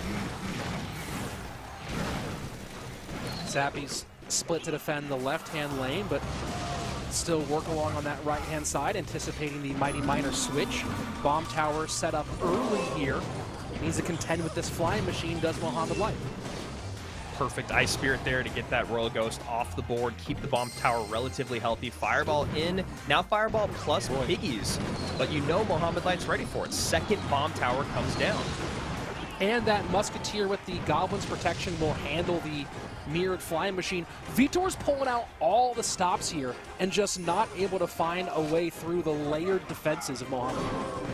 Yeah, I mean, he feels like he's one step ahead, but the problem is Mo is like 3 steps ahead there. He knows the arrows are going to come down looking for the Goblins, but he goes, no, I'm already back to my Bomb Tower. Now I'm going to play the Goblins late. The arrows are out of cycle. It's just all of things going right for Mo. But it's not a luck thing. It's not an accidental thing. It's just perfect timing, recognizing your opponent's cycle, and just great plays throughout. Great Fireball value, too. Very good Fireball value, but that's the issue here, right? Is it's going to be very hard for Mo to get any legitimate damage from those drills. And then, so Fireball ends up being a really key factor, and here you go. See a ton of damage on the left-hand side. This is the big challenge for Mohamed Light, is where's your reliable damage come from in these final 30 seconds? double arrows come in. Log plus Fireball on that drill gives him a nice 400 HP cushion. 20 seconds remain. You know the double piggies have to kind of be a thought here by Vitor, and there you go. Low piggies to deal with the drill. Fireball in. Do we get a second set of, or maybe a second flying machine? I don't know. I think Mohamed Light just made him play uncomfortably. Now he doesn't have any offense. Yeah, and the bomb tower is ready and available, and Mohamed Light, when do you put on the gas? When do you put on the brakes? Never a question for him. And despite Vitor's best efforts, not able to break through the myriad of pig defenses. And like, Jebas must just be standing in the corner of Vitor's bedroom or hiding in the closet, because we have Mo going to two radically different decks that I feel like he's played in both matches against Vitor, putting himself in exceptional matchups. Yeah, I mean, he's doing great. I don't know. I thought that maybe Jebas coached Vitor as well, and maybe stepped out of that one, or if Jebas is if Vitor's doing something with Julesy, who I believe is back in the UK now and more actively coaching again after his jaunt to his time in Vietnam. So I'm not sure who Vitor's working with. Either way, whatever the theory is, it does feel like Mohamed Light is like looking through Vitor's phone before he picks a deck. It's crazy because he's gone to these decks that are just, I mean, he hasn't played bait again. He's playing Fireball, Bomb Tower, and Log in that matchup with Goblins against Arrows. He's got a Musketeer, like all things horrible for him. And then again, you talk about the placement, the timing, everything. I mean, you got to give credit where credit's due. It's not just the deck picking here, but finding himself in good matchups over and over and over again is Mohamed Light as we hop into our next game. I almost feel bad for people because all we're talking about is him, but you know, that's what you get. That's what happens when he doesn't lose. Yeah, you want us to talk about you? Win. That's a great way to make it work. And Jeba's weighing in the YouTube chat. We are all three in call. They played that one on their own. So they were actually in call together playing that one. So that's kind of fun. And speaking of kind of fun, this is the game to be the first person to hit 10 wins and $1,000. So let's see if Alexi can be the ultimate spoiler here, or if Mohamed Light will continue doing what Mohamed Light does. He got him close last time, but close just doesn't do it as Mo goes back to the big giant guy with the cannon, I believe. And Goblin Hut coming out here. Interesting choice here. Yeah, from Alexi. Playing against the best in the world, I mean, maybe you got to use a card that a lot consider broken, but we saw Igor go to it and didn't get a lot out of it. We'll see if Alexi has better fortunes here. Obviously a different deck composition, but still second person to use Goblin Hut. Bird for bird, and that's a good little ability there from Alexi just to clog up the lane. Electro Spirit comes out and wipes all that off the board, though, and easily cleaned up by our world champion. Yeah, nice little skellies there, too. Good barrel by Alexi, going to make Mo have to spend just a bit more to get on top of this Phoenix. And again, another Phoenix has to come down. So Alexi making Mo have to play a little harder here in these moments, but we'll see what that actually results with. Rascals, I'm curious to see if they end up being annoying or not, just because of the different locations that Mo wants to play those logs. And you see right here, Rascal Boy, the Rascals force out a log, and so immediately Goblins behind the Skeleton King, and the first bit of damage for Alexi comes in as we go into double elixir time. And Mo immediately goes with RG opposite lane, Skeletons behind. It's a nice set of skellies there, just... Yeah. The Barb Barrel was out the opposite lane. They distract the Phoenix for a second, get yourself 2 shots with the RG. It seems so insignificant, right? But you know there's a reason behind that one extra elixir being played at the naked RG at the bridge, and Mo gets something out of it. As again, we talked about it before, he's never shy going opposite and changing lanes over and over and over. Another RG down aggressively, perfectly timed log, and a couple RG shots. It's just masterclass, man, every time. And now let's see if Alexi can take advantage of the Rascals. Log out of cycle. Of course, Log will be back in cycle now, I think, that he's gotten through the Phoenix Fisherman. Skeletons, Electro Spirit, and now back to Log. He's just trying to find a place to do something, and you see Mo now going with big pressure in both lanes. Rascals now in the left-hand lane. Log will clean up the girls, and this will be good damage once more. Sorry, Rich. I'm going to do what I did earlier where I'm just going to not talk and just watch this kind of masterclass be put on because I just wish I was better with Royal Giant. Mohamed Light has taken very, very little damage in either lane. 1501 is the lowest tower here for Alexi, who's got just 90 seconds to make something happen. He goes, all right, well, maybe a poison? Maybe a poison will make things happen? Finally, we see the GY come down. Good E-Spirit. Nice log. I'm taking your advice and just sitting back and watching for a minute.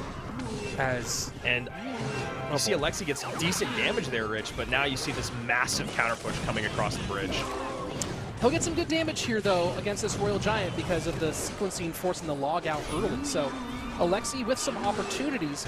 The Ghost in the middle here against this Goblin Hut ends up being picked up nicely by the Skelly King. And signs of life here from Alexi in this matchup. Yeah, that's a really good way to put it. I just think that because he's caught in the same lane, these counter pushes could be devastating. We'll see how Mo wants to adjust this next set because Alexi's done the same thing a couple times. Rascals to the left, Goblin Hut in the center, Skeleton King up high. And if there's anything we've learned, it's that Mohamed Light learns very quickly. Now we see the log being used late on the Goblins. That small adjustment is a massive set. 2 shots in. Yeah, clip that for the replay. That was really, really nice stuff out of Mohamed Light.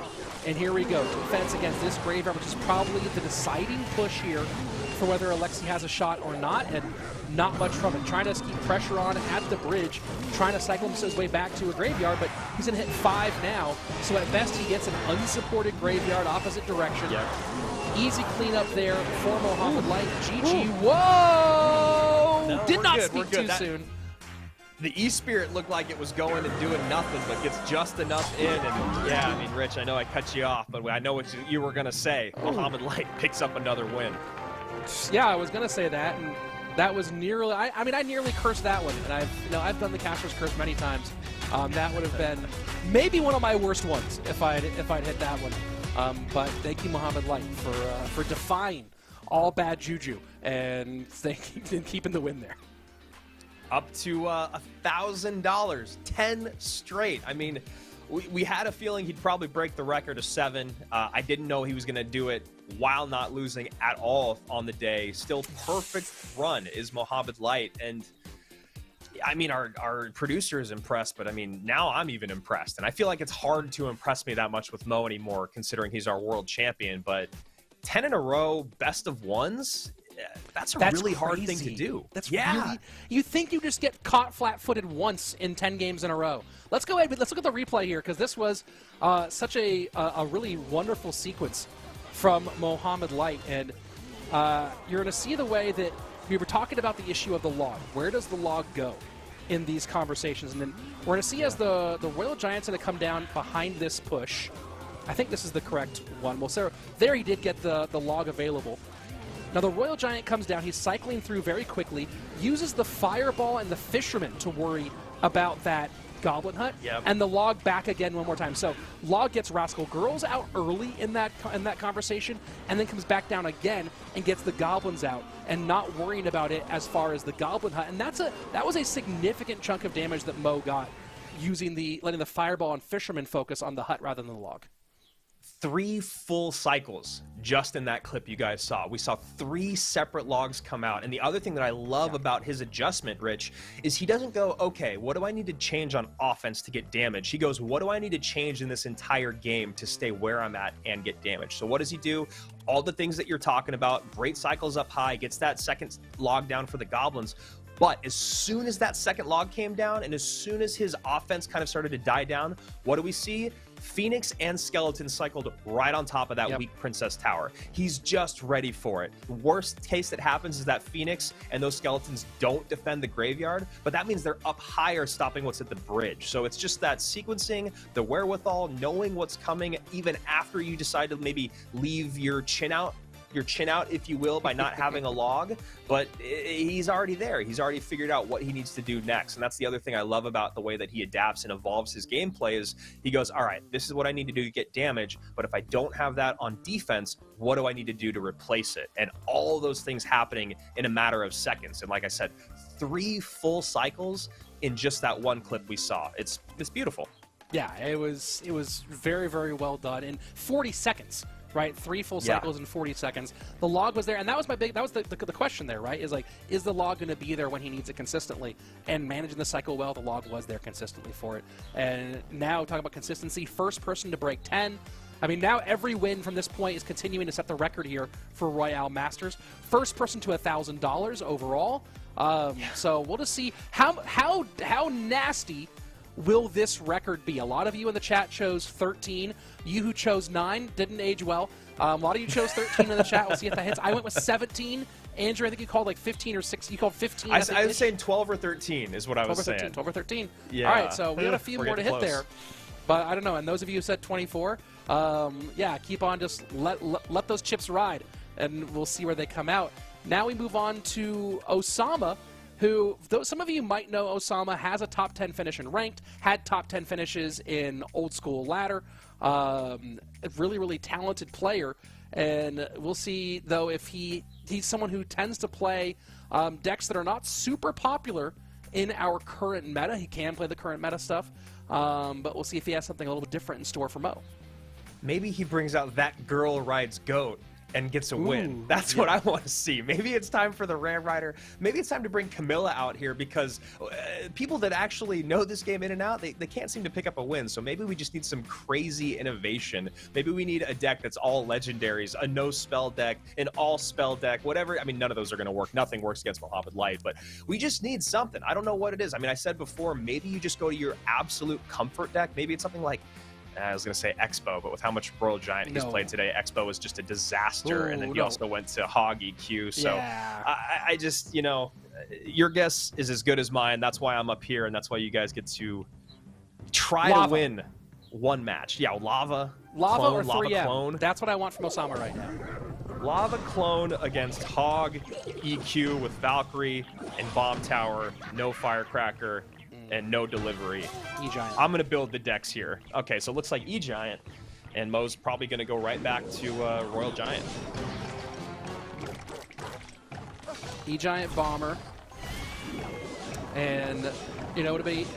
I know that Osama has been running Hog Recruits, or Piggies Recruits, chooses not to do so here. And those Piggies would have gotten pretty annihilated by the Skeleton King.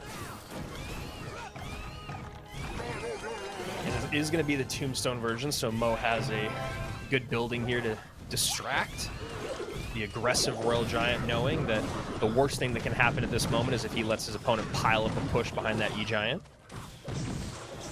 And that Royal Giant was tanking for the Barb, and that NATO being forced out is going to make getting through with the E-Giant a whole lot harder. It's a ton of damage on the right-hand side.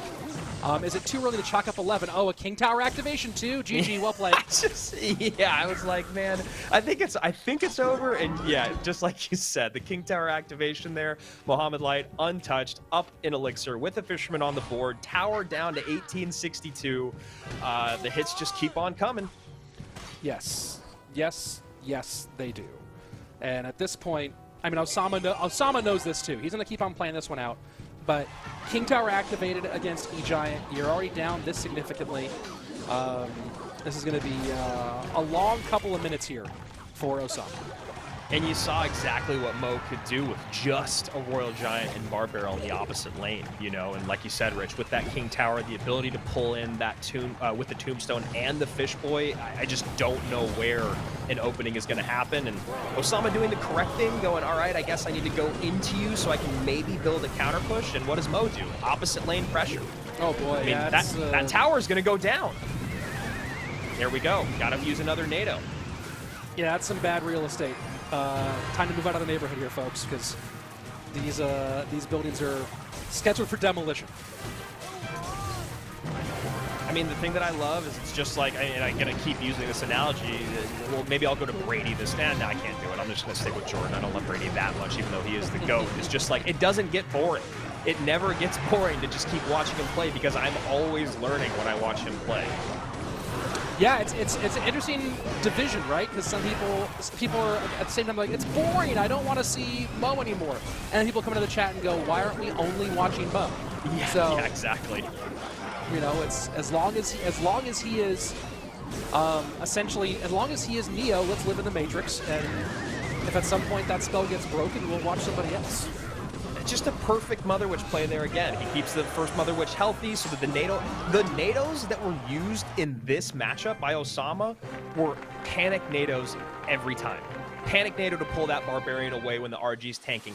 Panic nado on the left-hand side to pull everything back, deal with some of those swarm units so that the Zappy can't keep retargeting and resetting on them. And right there you saw another Panic nado to kill a Mother Witch at the bridge that was protected perfectly. I mean, and we all know that the biggest part about that E-Giant deck's success is having that nado on offense. And Mohamed Light knew that, and what did he do? Never made it available. Yeah, I mean, that initial barb barrel, that barb being tanked for by the Royal Giant was just GG, well played. The initial Electro Giant was a little rough. And I didn't get it. Did Osama not touch tower once? Other than the King, I think the only tower that he damaged was the King Tower, which, man, that's... Which was also Mo's choosing. Yes. He was the one that decided that was going to happen. All right, guys, so a clinic has been afoot here today. 11 matches played, 11 wins, as you guys can see. It's all right there on the screen for you. First of all, you guys asking, how do I join anything that's going on with Royale Masters? Well, check out the bottom right-hand side of your screen there, right below Rich's name. There's Discord, there's Twitter, there's YouTube, there's Instagram, there's the streak that Mo's on, and there's his next victim in Chief Boys. So we've got all the information that you guys need. I don't know, man. Now I'm wondering if I do have to shave my head. I'm starting to get a little scared. Yeah. I didn't say when I would, so maybe you'll see me at World Finals with a shaved head if this does happen today. Oh, that might be a good World Finals activity, is to shave your head at Worlds. You know, I've heard that wintertime is great for no hair, so that'll be it's pretty warm wherever. Yeah. I mean, we don't know where we're going yet, at least, so maybe it will be warm, but I just feel like no matter what time, where we go, the time of year is not great for a shaved head, unless we're going to, like, the Bahamas, which, hey, super sub. I'd be okay with the Bahamas. CRL Jamaica? Come on. I think that would be a blast. Talking about CR right now. Oh my god. Did you hear that note? No, I didn't. What? Oh, his phone? Yeah. Because Mo cannot lose, his phone is now dead. His phone is dying, so we have to wait so he can go get a charger, because usually you'd have about 7 matches to charge your phone in between. Yeah. Not the case for Mohamed Light, who I guess didn't plan accordingly to just win all day. So the GOAT is charging his phone as How do you not plan to win them all, Mo? I mean, are you serious? That's on you, dude. Honestly, that's the L. Mo, get him off. He takes a DQL for not knowing he was going to win 11 games in a row. That's my non-League Ops take. I feel like the other pros in the world just are going to come win so they can not hear us talk about Mohamed Light. They want it because when it happens, when someone actually beats him in a competition, we're going to talk endlessly about them for the rest of the year, being the first person. And obviously Royale Masters is very different, best of one, not dual mode, not CRL. It might not get you in that conversation yet, but at least you could be one of the people. Literally, you could count them on one hand who have beat Mohamed Light in a competition this year. Yeah. Let's see. Who's done it this year? Lucas. I think Faust did it once. Did he get sent to the lower bracket? He lower bracketed, I think, the first monthly final. Yeah, that sounds right. My word. Not thinking about wins here, guys. Trying to remember losses is the harder exercise. And Chief Boy, who's primarily Pigs and Hog Rider, going to go Pigs here. And looks like into probably Pigs with the delivery out of Mohamed Light. I love that you call that right before it happened, Rich, because then you look immediately at all the kind of responses that he has. The Ice Spirit, the Goblins, the delivery is a great response to the Pigs. And of course, this Archer Queen, she can be played down low and towards the center, and she can do double lane duty if necessary. And great call there again, Mo. Bust out Pigs of his own. Yeah, I can't remember who it was. It might have been Ian, was qualifying for one of our upcoming events, and was saying that I think he ran Ian77, the Hog Rider expert, was saying that this Pigs deck was free wins in the qualifier tournament. So it's seen, even though this is kind of like a old school deck, it's seen a bit of a resurgence right now as Clash Royale's metas are cyclical in some ways. You see right there, just perfect ice spirit placement there by Mohamed Light for the Fisherman, even though it was completely healthy. It has to take a step towards it to pull it in, all the while the Princess Tower is working on it. Then it gets to jump to freeze. Then it has to retarget on the Princess Tower, and by all the time that that's done, we have a very dead Fisherman. And what a send by Mohamed Light. Piggies plus Goblins. AQ deals with the Giant Skeleton, and now you know he has cycle cards to deal with it as well. He should be able to just log, or I was going to say maybe Goblins, but now he can go Goblins low after the Fish Boy connects to the tower here. And he doesn't do it. He goes, you know what? Go ahead and have the damage. I'll take the Elixir. And I do see we have a little guest, our friend Juicy J, in the YouTube chat saying, hey, how is Mo 11-0? As if you don't know, Juicy. As if you're not aware. This is what I'm saying. We've been casting this dude's matches for a long time. Juicy's been playing against him and casting his matches, and it's still impressive. But also, just statistically speaking, he should have lost by now. Yes, just law of averages. Statistically speaking, this is why dual mode was invented, because this shouldn't be able to happen. I mean, but not being duels should make it harder. It should make it harder. That's what I'm saying. It was invented because people were complaining that anything can happen, right? It should never be a roll of the dice when you're the best in the world, but so much of Clash Royale is that. So give us duels so we can figure out matchups. Well, here you go. You got dual mode in CRL, you got non-dual mode in Royale Masters, and he does the same thing, no matter what the format is. And Mega Draft on ladder. Who was the #1 player? And number 2, and going. Number 3. And number 2, and number 3. It doesn't make any sense. I'm running. It's, you know what, Andrew? It's the end of May, and I'm running out of things in my head. You know what I mean? Yeah. It's defying logic that this is what it is. It just doesn't make my brain broken. No more word talking. Yeah, and if you guys need something to do right now, go and get on the Clash Royale Twitter, because there's false advertising. It says here, it's time for a new king to rise. That's not happening. It's just the one guy who's still the king. He's the only guy that's just stayed the king here throughout. So even though it's supposed to be an opportunity for kings to change here and out, no, Mohamed Light came in as the best in the world, hasn't lost yet. And also a big shout out to Takamura, who's very happy to see the two of us together once again casting. You know, whoever runs the Clash Royale esports, don't get mad at me. I mean, I understand what you're trying to say, but it's just the one guy. It's just been him. It's been pretty wild, and we've hit 12. 12 wins is the current streak. So those of you who, I saw someone did pick 12. Don't remember who it was. A lot of you picked 13. So we'll see if Mo gets it done here against Faust. This is a great, right? Yeah. This is kind of like everything coming together. It's number 13. It's also against an exceptional player who used to have the record. It could happen, Rich. It certainly, look, again, at this point, every single game from this point forward is a game that Mohamed Light should lose. At this point, it's been that way for like 7 games. Yes. I thought he had a good chance of going 10 in a row. I'm not going to lie, but at this point, every single game just statistically should be betting against him. But that's not how stats work. You know what I mean?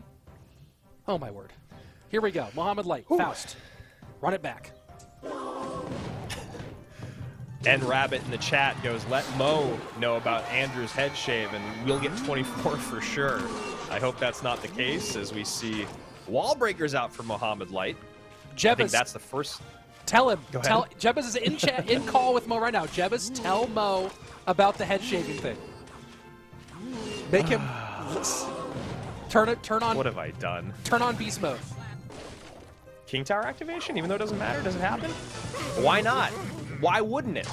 If it's there, he'll take it. I see someone suggest that Juicy J should cosplay Mo Light, as Juicy has been known to do some cosplay in his streams. That sounds like a bad idea.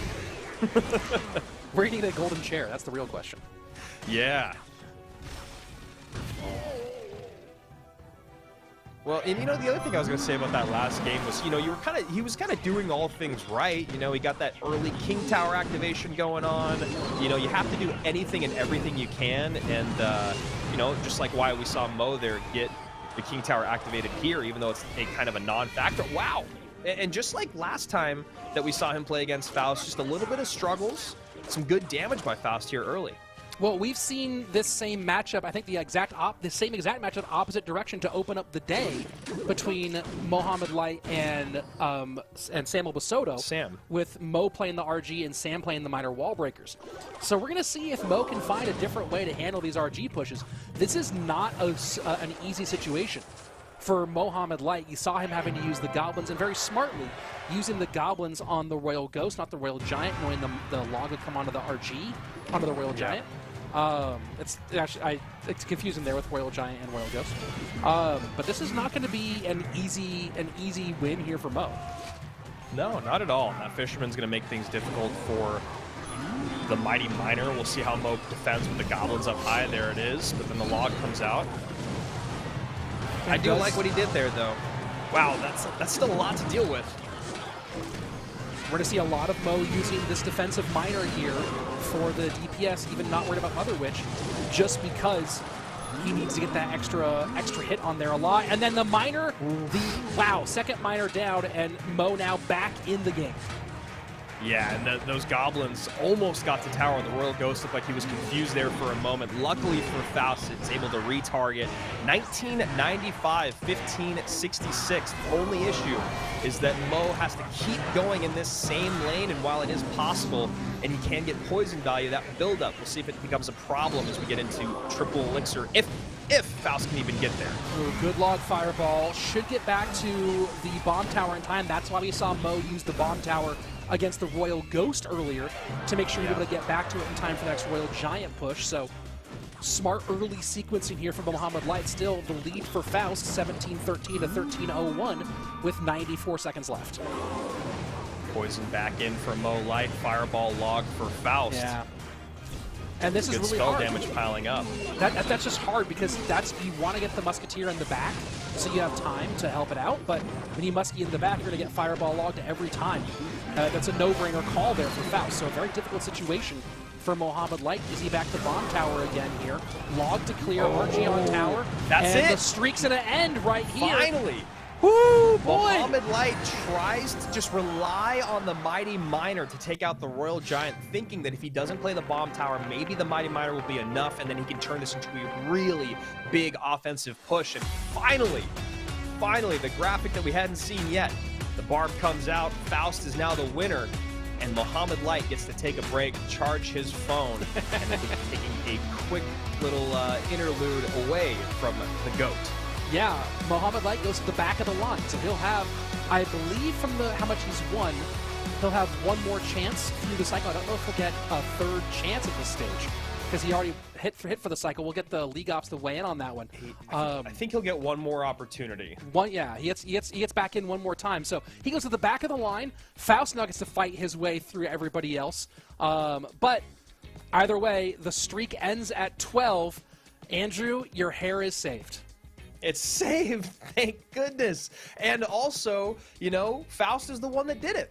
It's very fitting for this competition because Faust was our winningest Royale Masters King of the Hill player so far, and then gets dethroned by Mohamed Light, but then is able to take back at least some money on the day. I mean, technically, he could get close to tying Mo. He could also get up to 1,000 if he wins out, but it's a pretty tall task with all these other great players in the mix.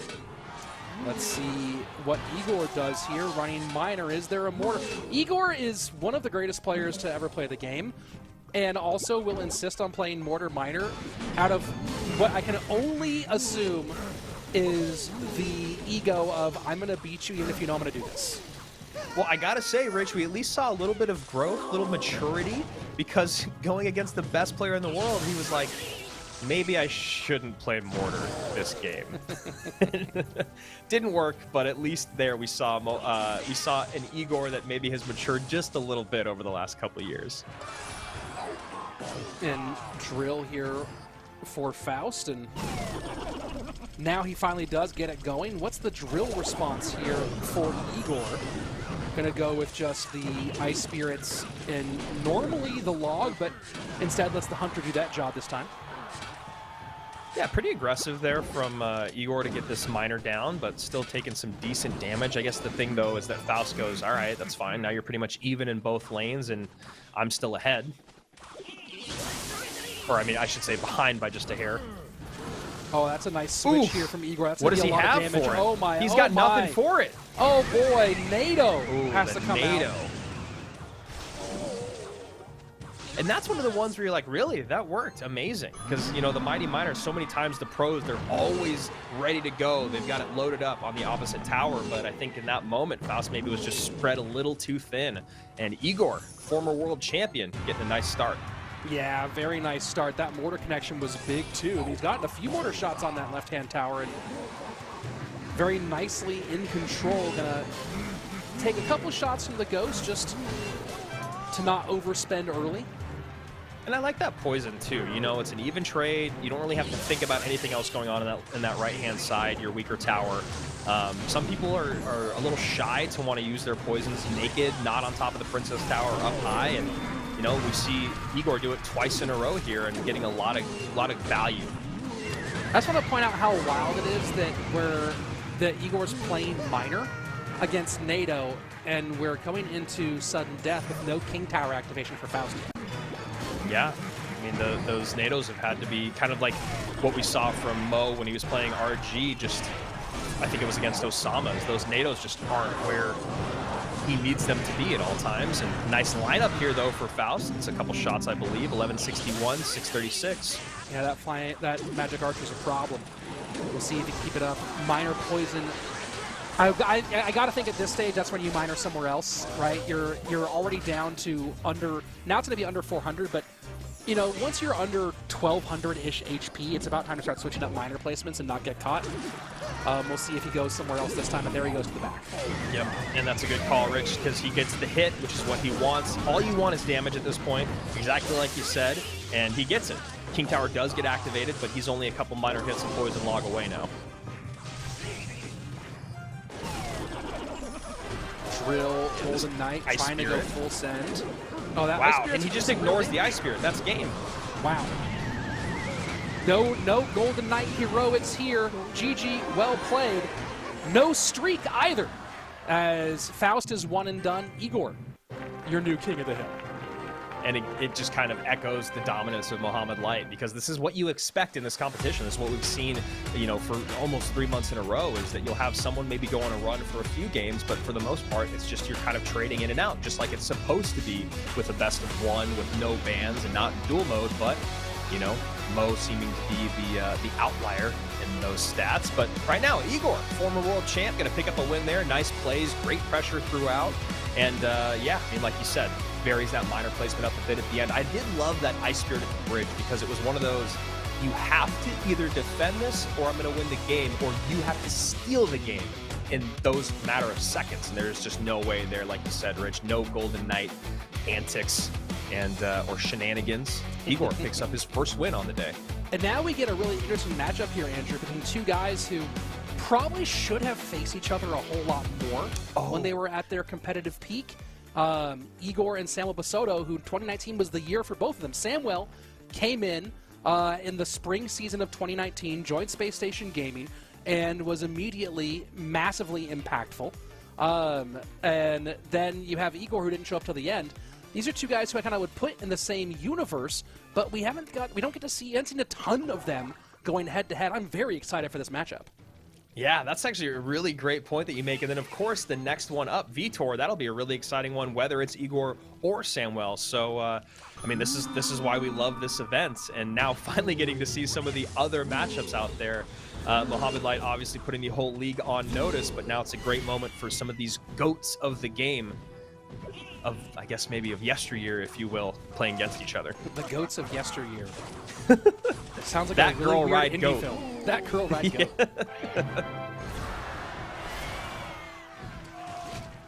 And would have been nice to get the Phoenix maybe in front, but who knows? Now the Phoenix completely tanked for. And she'll take the Fisherman off, so RG didn't do it quite fast enough. But RG still does good damage, 21-31. And pretty even on Elixir in the opening exchange. The aggressive Royal Giants on the day have been really kind of just interesting for me as someone that doesn't play RG a lot, and also with the way that RG decks used to be constructed, it was usually not too advised to play RGs in single unless you found yourself in maybe a good elixir spot. But today I've noticed it's been so much more about what's been being played and what has like already out of cycle. Oh yeah, no, we're good. I had a little hiccup on my end for a second. Igor, you're talking about the Royal Giant thing, Andrew, and it's interesting. You were talking about Royal Giant used to be played very slowly, played in the back, and now kind of the thought process is if you play Royal Giant in single, play it high and aggressive so your opponent doesn't have time to make choices or time to set up defense and then go opposite lane.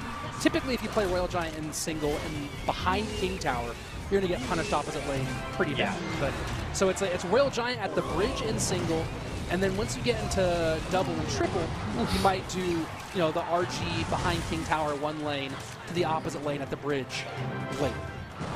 That was an insanely aggressive send there by Samwell, and he does get a lot of damage out of it, but I'm very curious what's going to be the repercussions truly of spending that much elixir now that we see an RG cycled in the back. Like you said, Rich, yes, we are getting towards the end of regulation, but when you see your opponent spend that much, that's when you can really go RG in the back.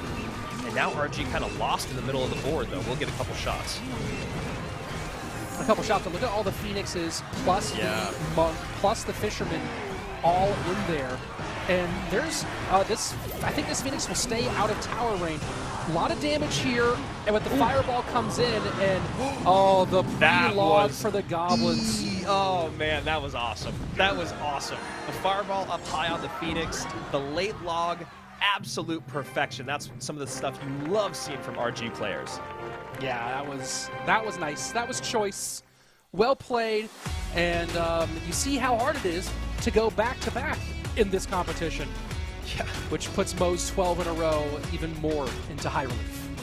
Yeah, and these aren't like lucky moments. These are great plays from great players against each other, and that was about as good as it gets. That high fireball, what a great moment of recognition for Samwell to go, how do I really keep my RG alive? This isn't about tower damage. This is about what's the smartest play on the board, and getting rid of the Phoenix, then the log on those goblins. I mean, that's one of those that you want to watch that replay over and over and over. Just perfect. Yeah. No, it was very, very, very well done by Samwell, who now finally Andrew, we asked for it, spread the wealth around a little bit, and we're getting that wealth spread around very quickly here. Faust gets $100, Igor gets $100. Now Samwell adds 100 to his total. The question is, will we keep on kind of playing the round robin here, or is Sam finally going to put together a streak? And I think that's a great thing for you to point out, because look at who's winning the games too. Faust, Sam, Igor, right? These are the people that you would have expected when we saw the lineup go, oh, maybe they all pick up a few on the day. Maybe Mo ends up the winner, but maybe it's much closer. Maybe it's more of like an 8-6 to 5-7 situation, not a 10-1. So we'll see, like you said, which one of these other world finalists and world champions can maybe start chipping away at Mo's lead. And Bridge Mortar gets ruined by a Royal Giant. RG should get one.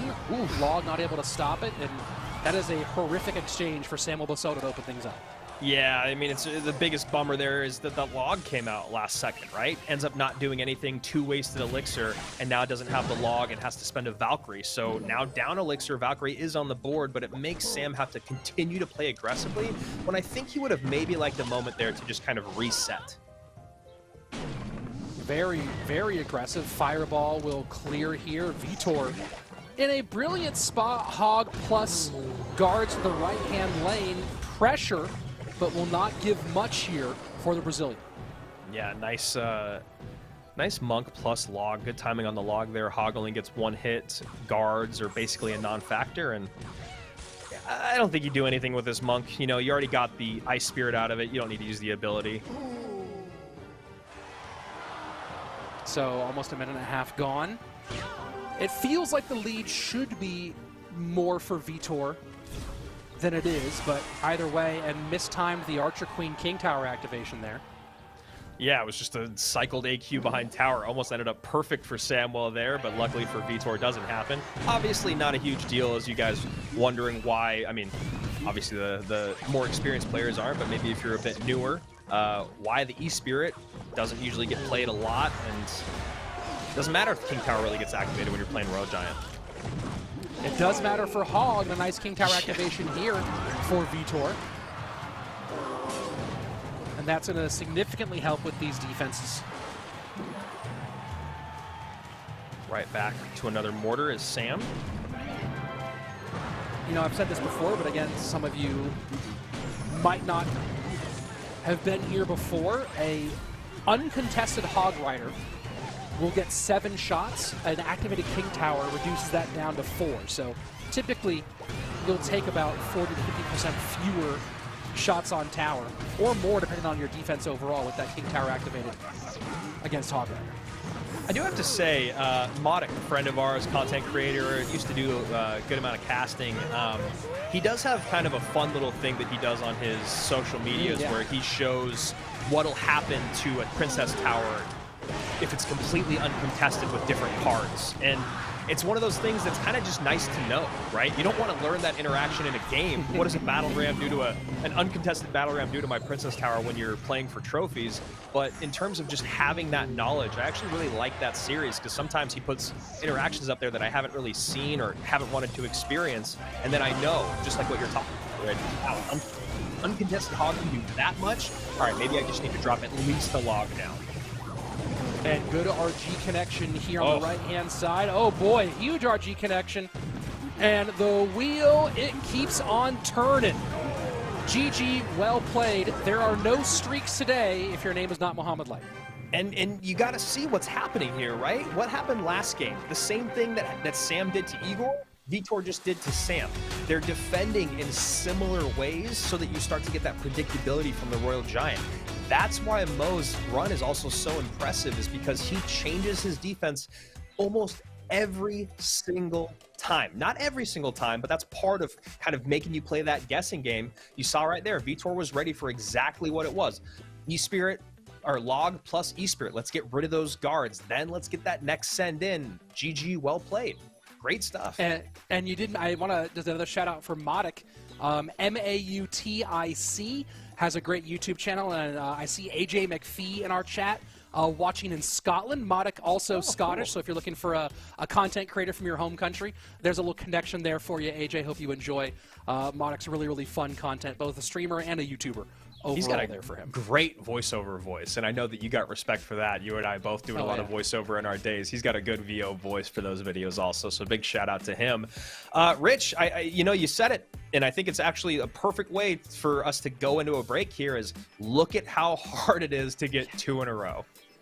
To get two in a row. No one else is doing it.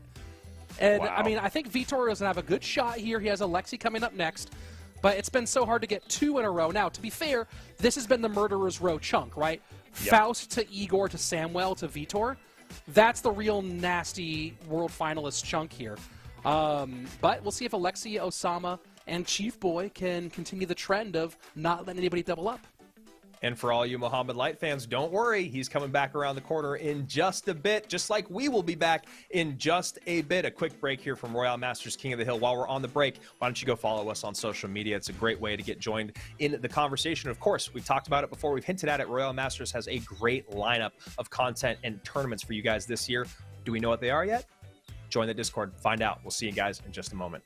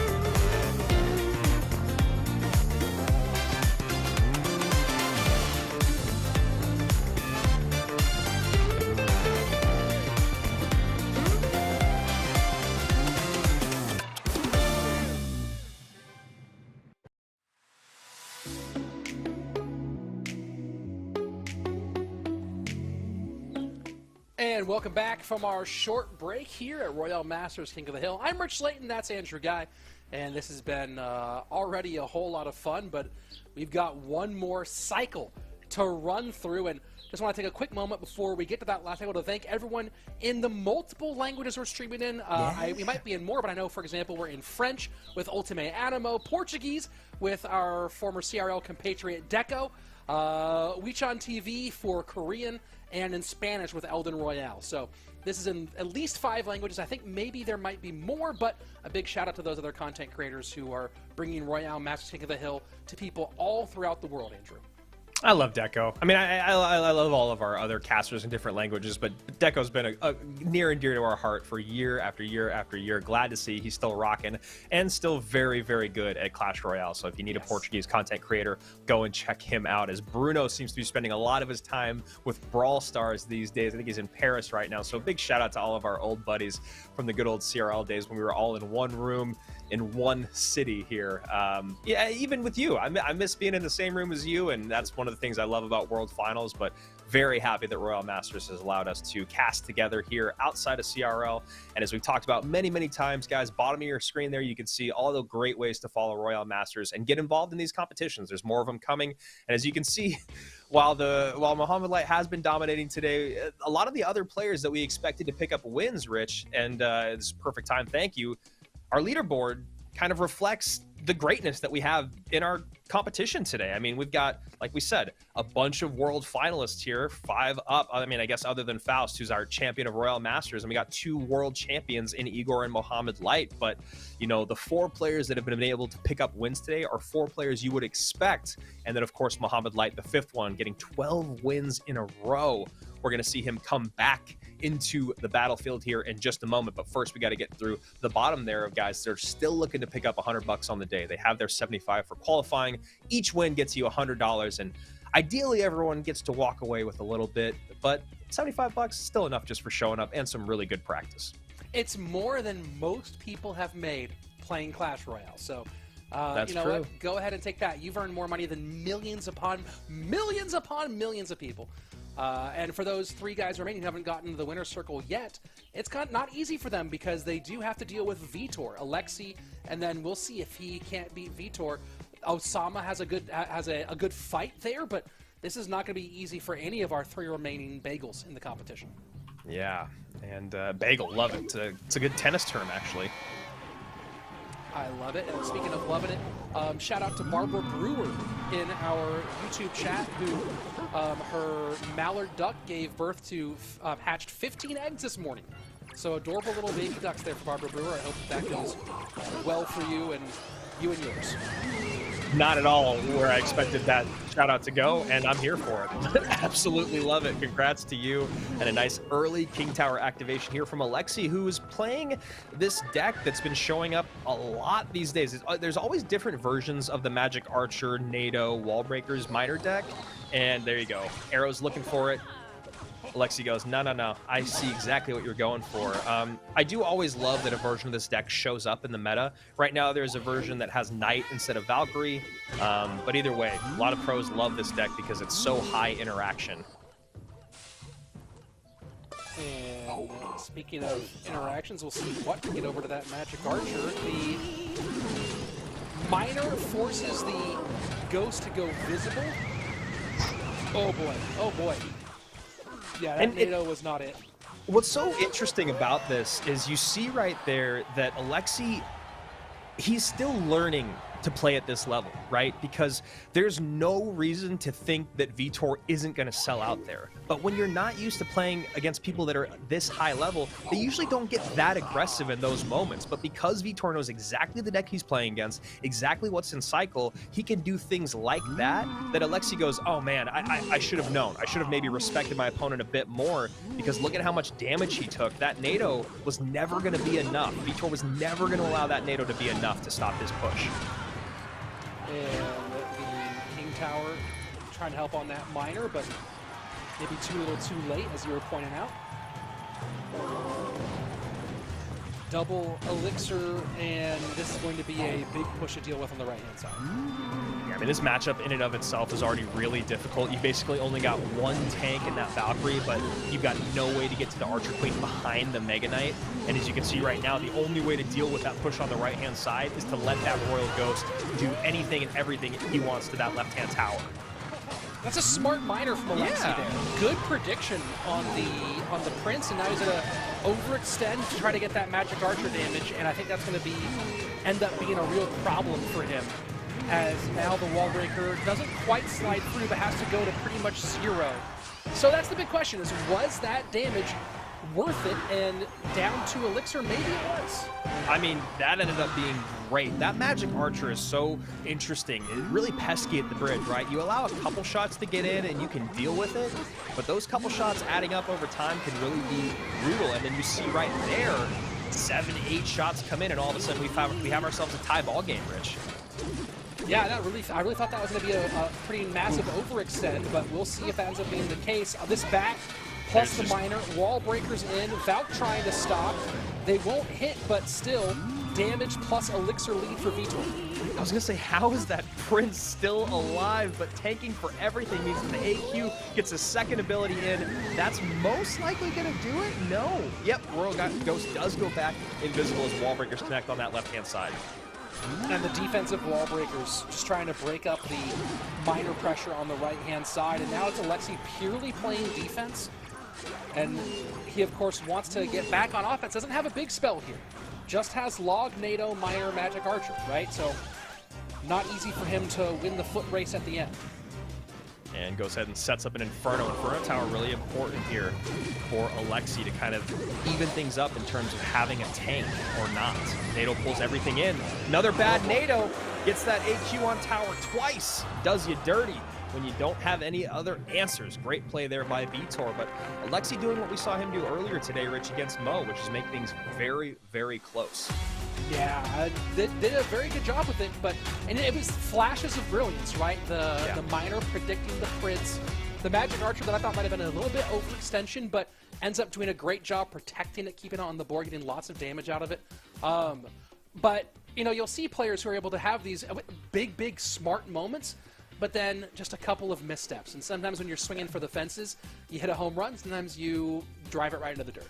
I mean, that's really what separates you from being a good player to being great and then one of the best, period, in Mohamed Light is just, you know, that consistency. This game is just like every other sport out there. It's about that consistency in terms of, look, you can make these great moments happen, just like what we saw. We evened the game up there, but then if you're playing against someone really good and that makes them wake up, like you saw in Vitor, there was very little damage that came in for the rest of that game. And I think it all goes back to the great Archer Queens there from Vitor, making his opponent have to overspend and then end up using a NATO as the last-ditch effort. Keeps pulling her in because Vitor did a good job of using the ability early so he could get a second one down, and then, of course, getting a tank in front of the AQ over and over again. So a lot of fun there. Vitor, the only player today to pick up 2 wins other than Mohamed Light. And a chance to go on a nice little streak here. Osama is by no means an easy out. Osama's a guy who's got top 10 finishes. He's certainly an exceptionally talented player. If he can get through Osama, he should have a pretty solid matchup on paper against Chief Boy. So a good chance for Vitor to stack up some cash here today, and hope he can get some of that piled away before Mohamed Light comes back. And this is, I mean, you always hear people talk about there's levels to this game, no matter what game you're talking about. And that's, I think, really what these players are trying to do at this point. You're not going to be able to get to 12, but you need to show that Mo is not that many levels ahead of you. And Vitor stacking up 4, 5, 6 wins would be a great way to do that. Because at this point, because of how much dominance we've had, there's really probably only going to be one other person that can actually get an outlying number in terms of wins. But realistically, Rich, we might just get all those guys at the top there, Faust, Igor, Vitor, Samwell, maybe just at 2 wins, 3 wins, something like that. We'll see if Vitor can actually take a strong second place here today. Well, I'm really curious what Osama tries to pull out here against Vitor in his second outing on the day, because, you know, against Mohamed Light, he, I think he went, did he go with E-Giant against Mohamed Light in the previous matchup? Again, you're saying Osama? Yeah, it was E-Giant, where, great memory there. Yeah, Mo played RG against E-Giant. It did not go well for Osama at all. I'm curious if Osama goes kind of back to his some of his more comfortable areas, or if he tries to be more unpredictable here. And then Vitor on the other side of it, we saw him do mirrored pigs against Mo, and then we saw him run RG, and then we just saw him go back to that mighty minor Mega Knight plus Prince and Wallbreakers deck with AQ as his champion.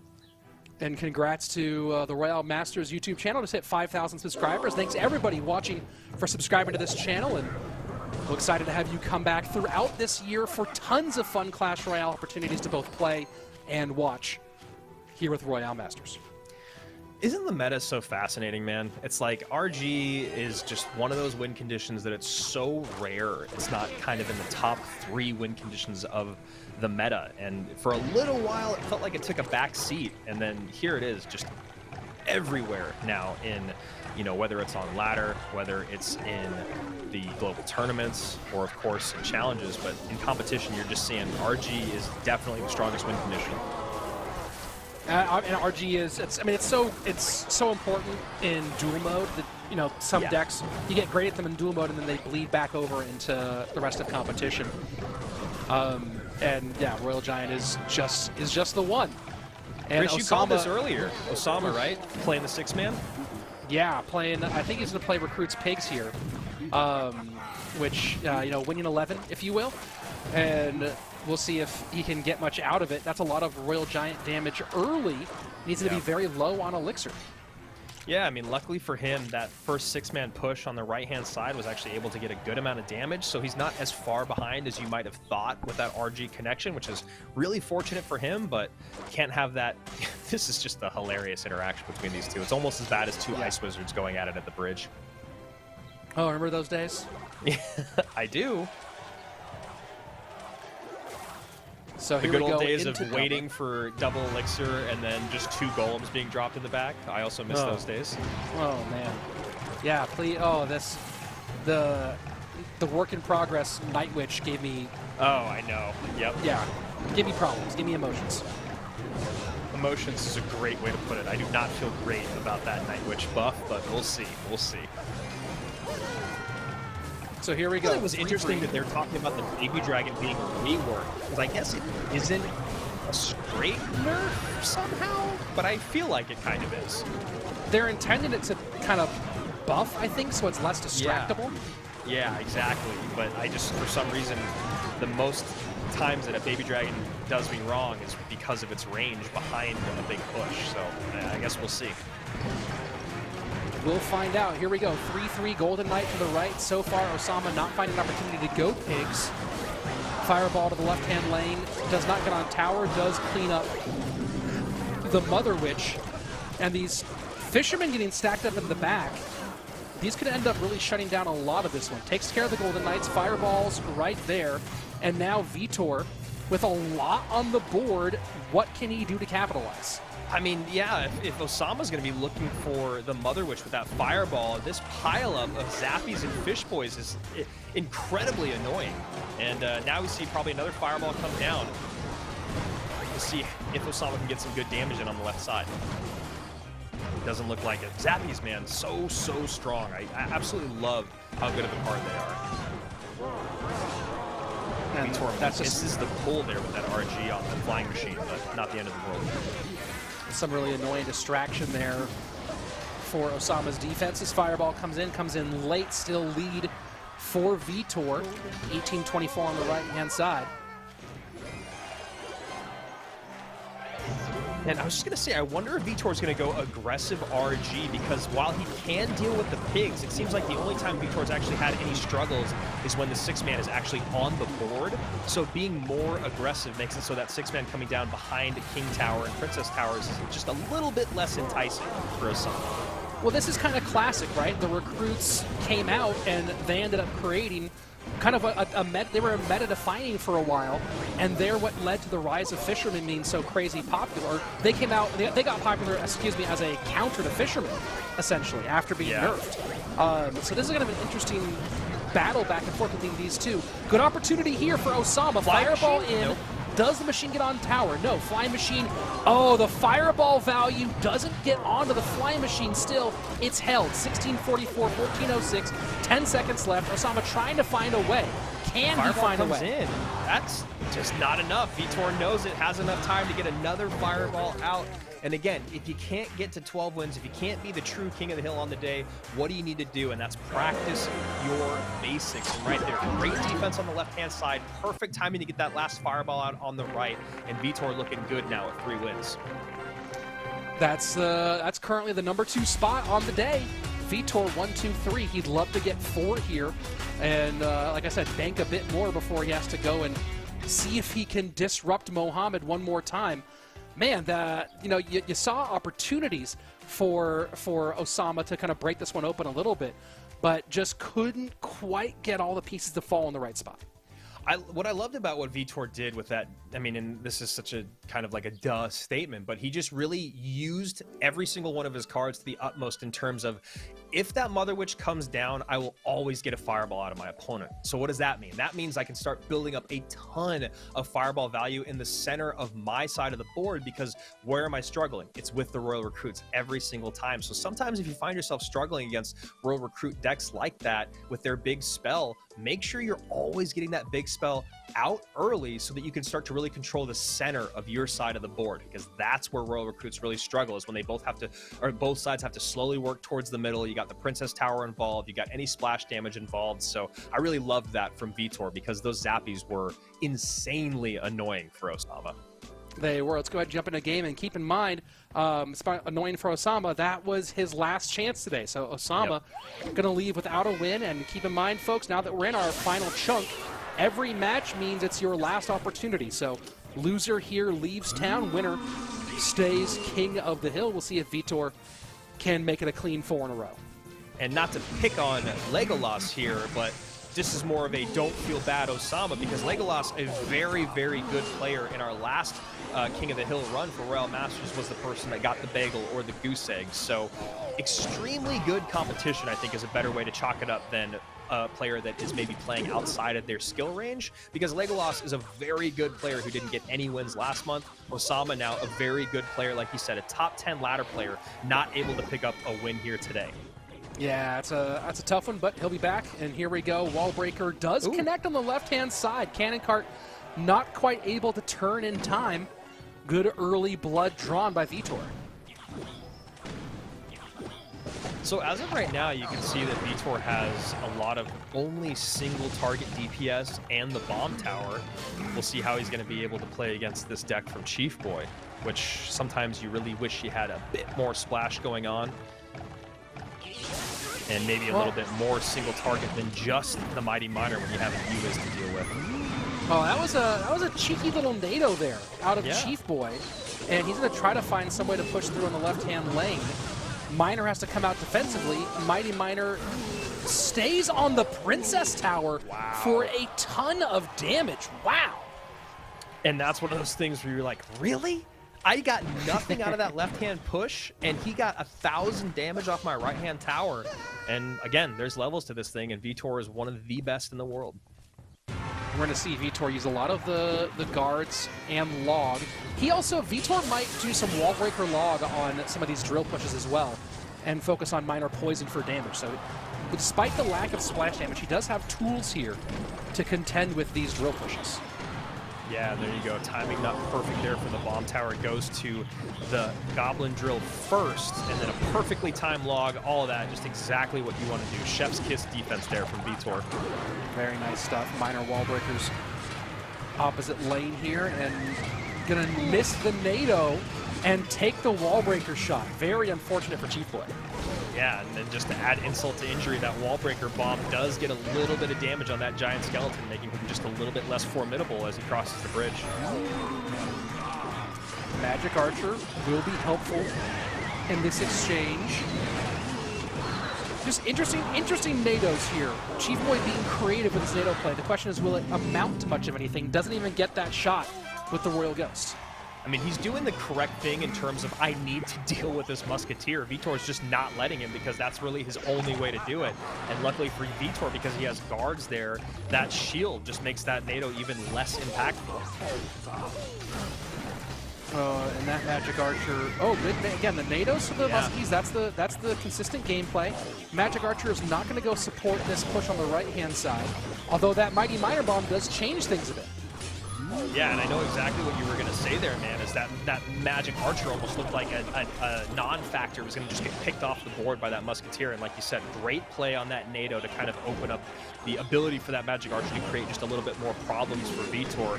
Doesn't get a lot out of it, obviously, as you see the lowest tower is only down about 250 HP as Vitor just continues to build his lead.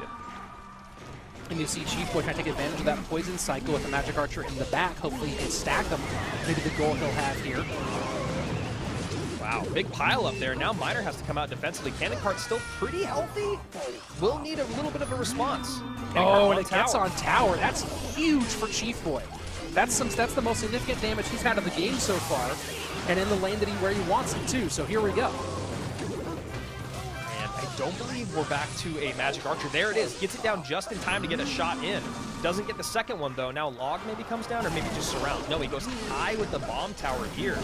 1793, 1477. Chief Boy making a game of this. Minor Wallbreakers left-hand lane. Magic Archer should get a lineup. Gets one, gets two. Wallbreakers both connect. Oh, my word. What a terrible, terrible moment for Chief Boy, who looked like he was in a battle back into it. But the full Wallbreaker shot ends his day, and Vitor continues on the top of the hill. Love it. Great plays there from Vitor. I was going to say one thing that you might find yourself doing in these games towards the end is wanting to get on offense, but when you have that much of a lead as Vitor had, maybe he could have just played one more sequence on defense. You know, we saw that Cannon Cart connect on tower, and this is just me being nitpicky because that was really the only moment where we saw Vitor maybe make a quote-unquote mistake. Sure. It'd be interesting to have a conversation with him or a coach to be like, well, the reason is because, like, yes, you want to save some of that elixir to play defense, but then if you only spend it on defense, you're going to lose that pile-up battle, right? Because that deck there being played by Chief Boy really is great at getting a Magic Archer lineup, getting that Golden Knight connection. So maybe it was exactly what Vitor had to do, because then you saw that double Wallbreaker connection the next sequence through. So great stuff there from Vitor, who is now, I think that's what, 4 on the day? 4 in a row. Yeah. It's not just 4 in a day, 4 in a row. Yeah. And now he gets the really fun one. He's in call with Mohamed Light. They're both coached by the same person. So there's no help from their coach, because you know you gotta back away when the boys are fighting. So we'll see if he can upset his friend, or if Mohamed Light will retake this hill. And we saw, you know, Mo have really good matchups against Vitor earlier in the day too already. And, you know, there's always naysayers out there for who's considered the best player in the world. And when you find people that talk about Mohamed Light and his weakness, they always say, well, he's got to have his coach because he can't pick decks on his own. Clearly, based off of what we saw, where we knew that him and Vitor were not getting any help, Mohamed Light did a great job picking decks. We'll see if he can make it a perfect 3 on the day with this E-Giant deck. Be a little aggressive there on that Barb Barrel, not what he wanted to do. I don't think we've seen Mo run E-Giant yet today. Nope. Runs it a lot in competitive. Maybe more than people would think in competitive play. And interesting. So Mo knows that Vitor's going to kind of go in for a big send here, and that Skeleton King's ability becomes a lot less of a factor when you've got the E-Giant right on top of it. Those arrows are very, very nice for Vitor, because that bomber otherwise would be super annoying. And talking about annoying, this deck that Vitor is playing is incredibly annoying. I'm not sure if it's the version with Mirror, but I'm probably is. And the amount of spread that these goblins get and controlling the board with the hut, with the spears, with the Skeleton King ability, it becomes pretty difficult to manage. And then you got the 3-card cycle with the building on the board and the champion out. That miner keeps coming out relentlessly. And the ability to change lanes because of how much damage a miner plus goblins, miner plus goblin gang can do in just one push, it's just a frustrating deck to play against. Yeah, I am really looking forward to whatever Goblin Hut nerf comes in. Same. My feelings on the big spawners are easily findable on the record, and I have not been shy about how I feel about this and the Barb Hut. Yeah, I mean, and honestly, I never thought I'd live in a world where I was like, I guess the Furnace is my favorite of these spawner buildings, because I also hate Furnace, but yeah, Barb Hut, Goblin Hut, just so annoying to play against, and especially this mirrored Goblin Hut situation, but giving away a lot of lightning value is Vitor. Oh and man, that's trouble. Didn't need to pop the ability there, and so now he'll pop it later, and rare do you see so many things that the Golden Knight runs out of bounces. 2485, 2170. Vitor in the lead as of right now.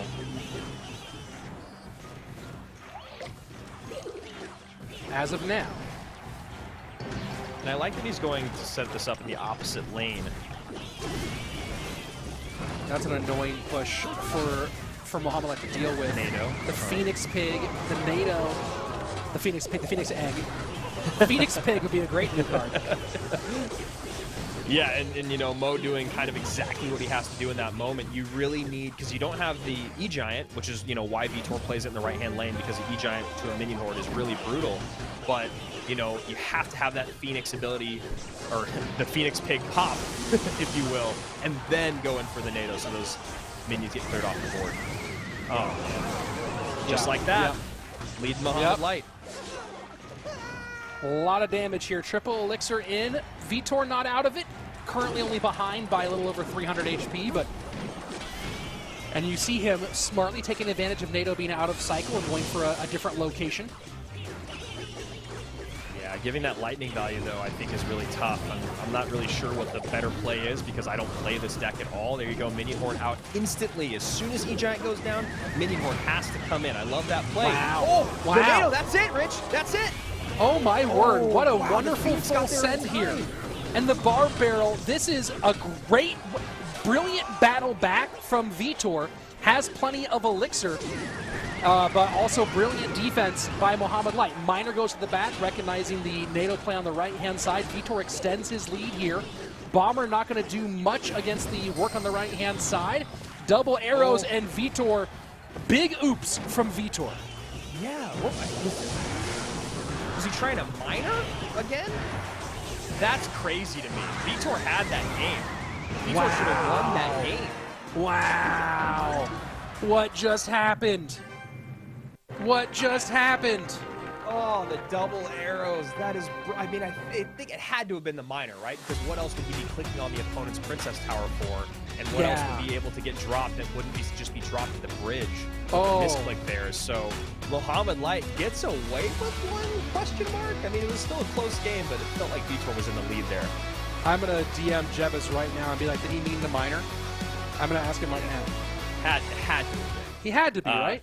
Yeah, I mean, but also Jebus might prove me wrong again, make me look bad on broadcast. That was great. That was yeah. Let's take a look at the replay here. We've got loaded up just because it felt like Vitor had really done a great job with that Minion Horde send on the left-hand side. You see here again, Minion Horde on the right-hand side. The Minion Horde it's the strongest and the weakest, right, in this matchup. The moment, though, that you're able to get the Minion Horde down without that E-Giant in the same lane, though, is what Vitor really started to abuse. And you guys can see right there, that double arrows coming down before. I don't know if... The other thing is like, maybe he's thinking I can double cycle double arrows and win, because if he got another set of mirrored arrows down, I think it would have done enough to take that tower. But I don't know if maybe he did the math wrong, but I really do feel like it had to have just been the miner. No, so I have word from Jebus. And the double arrows? It's an even crazier explanation. Jebus. Little mental distraction. and he thought the timer. He thought we're 20 seconds further in the match. Wow. He thought that the game that we were like at the end of the game. Misread the situation and went to 0 to guarantee the damage early, just because of a little distraction that happened. So man, that's a The distraction brutal... is Mohamed Light just screaming on the call. Yeah, Mo was in call going 5, 4, 3, like you're in a college basketball game and there's still 22 seconds on the shot clock. Oh, man. So, a great fun match there. Obviously, man. two friends playing against each other, two world finalists, one world champion there. Expecting to see both of them. I mean, obviously, Mo will be there, but I'd be very surprised if we didn't see Vitor at world finals this year as well. So, a great matchup there between some of the best in the world, and we still got a lot of fun. Igor, Basoto, and Alexi still up, but right now it's Faust. The only person to beat Mohamed Light today is back up for his last shot. Let's see if he can do it twice. Mo currently on 13 wins. The idea of Mo doing a countdown on call, it's hilarious to me. I'm just gonna say that's what happened because it's just wonderful. It's so funny. That's so funny. And here we go, a bit of a staring contest. These are rare. Yeah. Bar barrels out early on both sides, so could be RG in two directions. Could be GY. We'll see. Could be anything. I'm just going to say that now. Well, since we have some time here, Andrew, I know you've been cooking a lot. You have a bunch of new cooking content on your Twitch channel. I've been getting back into making my own hot sauce. Oh, is it because it's impossible to get sriracha? Because of the world's supply of sriracha being depleted? No, but that would have been a good reason. I came up with my own Chipotle hot sauce recipe years ago because I enjoyed it on my eggs in the morning and in my chili in the evening. And I have a pretty, I've shared it before. I'll share it with you. I'll link it to you in Discord later. But pretty solid Chipotle hot sauce. And I have my own korma recipe. I know that you like Indian food. Oh, yeah. You've told me about this. I really want to try it. And you know what? Good call there on the hot sauce on the eggs because I don't know if you guys, at least living in Southern California, you eat a lot of delicious Mexican food. And sometimes you get too much salsa, throw it on your eggs in the morning, turns it into a gourmet meal. Well, if you want to see more gourmet stuff, go check out Andrew on TikTok. I don't remember what's your food TikTok called. It's Food Dude. Food Dude. Yeah. I check need him to out. get back Some to good it. stuff. I've been super busy the last few weeks, but I appreciate the shout out. I do love cooking, and I know you do too. Here we go. Some Clash Royale finally. They didn't want that. They want us to talk about cooking. And it is a Aggro. GY. Aggro splash yard play from Faust on the left. Yeah. And the E-Giant will catch it. The Baby Dragon not quite in tower range, which was the intention. Will also mean that this push won't do much the opposite direction, though. One of the things that we used to talk about years ago, Rich, was if you can't beat them, then play Splash Yard to wear them down because it's so strong defensively, right? Baby Dragon, Nano, Ice Wizard, now with the Skeleton King being in the mix, being able to get that second graveyard in. I actually really like this play by Faust going against someone like Mo because it's one of the best ways to actually be able to control the heavy hitter in Mohamed Light. Lightning for some tower damage plus Skelly King, high poison value from Faust the opposite direction. Even though the game feels like it has not been going on very long, remember folks, we watched nothing for the first 2 minutes, so we are already in sudden death. Pace will be high. Skeleton King ability? No, doesn't decide to do it as he knows the Baby Dragon just doesn't have enough legs on it. It's a good way to waste a couple elixir and give the gang to Mohamed Light. As Mo very happy to continue lightning just the Tombstone Princess Tower. Should be able to get a second Tombstone down if he needs it. He shouldn't. And the Golden Knight not able to keep the Bomber on the board.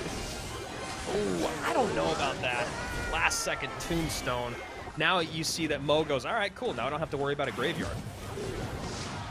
And look at that. Boom. Opposite lane.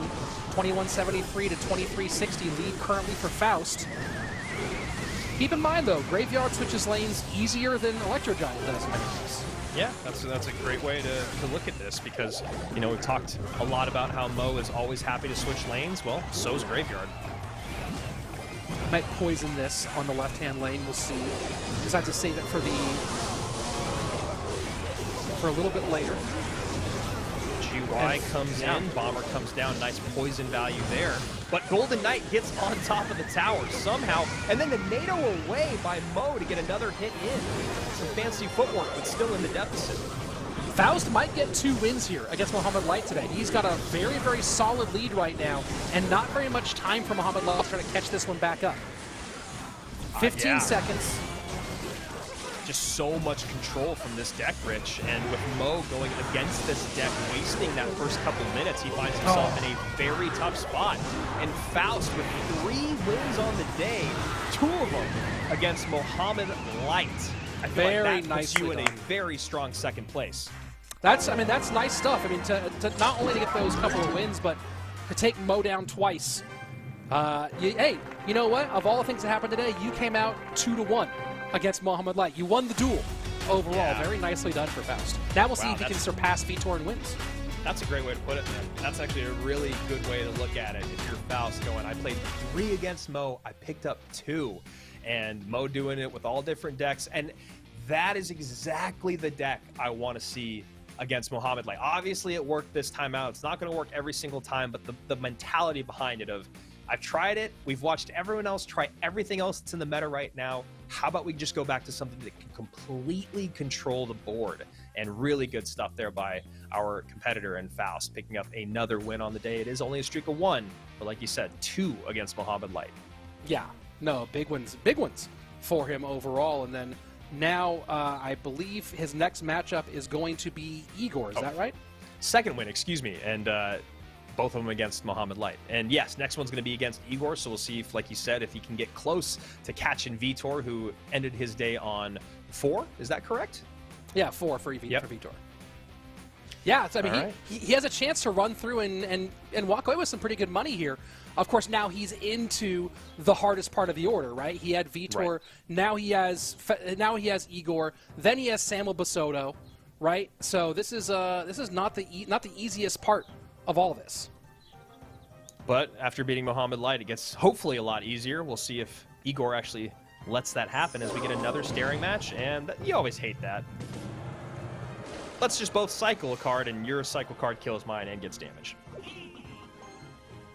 A little pressure here at the bridge. Ewis comes out to shut that down, and Igor will take the opportunity that the Ewis is low to go ahead and bank that elixir with a cycled Mighty Miner.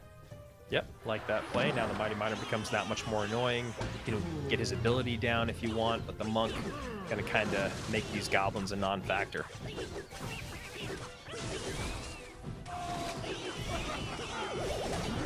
Faust just dropped a lot of elixir on the board there. Can he turn it into? He's not gonna be able to get to a Royal Giant. All right, that's a lot. That certainly is a lot for being in single. He'll get some from the Fish Boy, I think, here, unless Igor decides to distract, which he does. Yeah. Again, perfect timing with that Ice Spirit. Ooh, he was hoping for the little combo shot. I think this Muskie is going to force out the log, and it does. And we'll see if Igor wants to maybe try to punish now. Logs out, fireballs out. Can we get something from these goblins? And that's exactly what he does, because Monk is not back in cycle.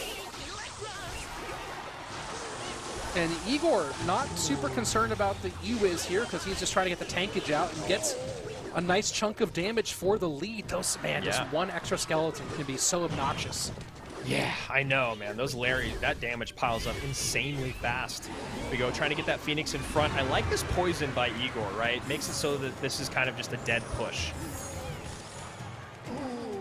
Yeah, that did a great job of shutting down the Monk moment and getting the Phoenix out of there, and now should have an easy time here with this first Royal Giant push. Oh, and the timing on that is fun. You know the the Electro Spirit can't come out because you need it for the graveyard. And so Igor lets him play a Fisherman, pull that Fisherman in, get the graveyard down, perfect timing, and then a little cherry on top, that Ice Spirit connection. 1364. Beautiful stuff there from Igor. Yeah, Igor looking nice right now. Here we go. Final 20-ish seconds before we get into sudden death. And it's going to be difficult for Faust to find his way through here. Yeah, I mean, Igor's doing a really good job with making sure these Goblin Huts are available, and then because of the whole issue with the E-Spirit being needed for that graveyard, you see the Fish Boy is really important in taking care of the Mighty Miner that goes down on top of that Royal Giant. So there's just so many layers to this offense and defense. I think Faust is still kind of trying to figure it out.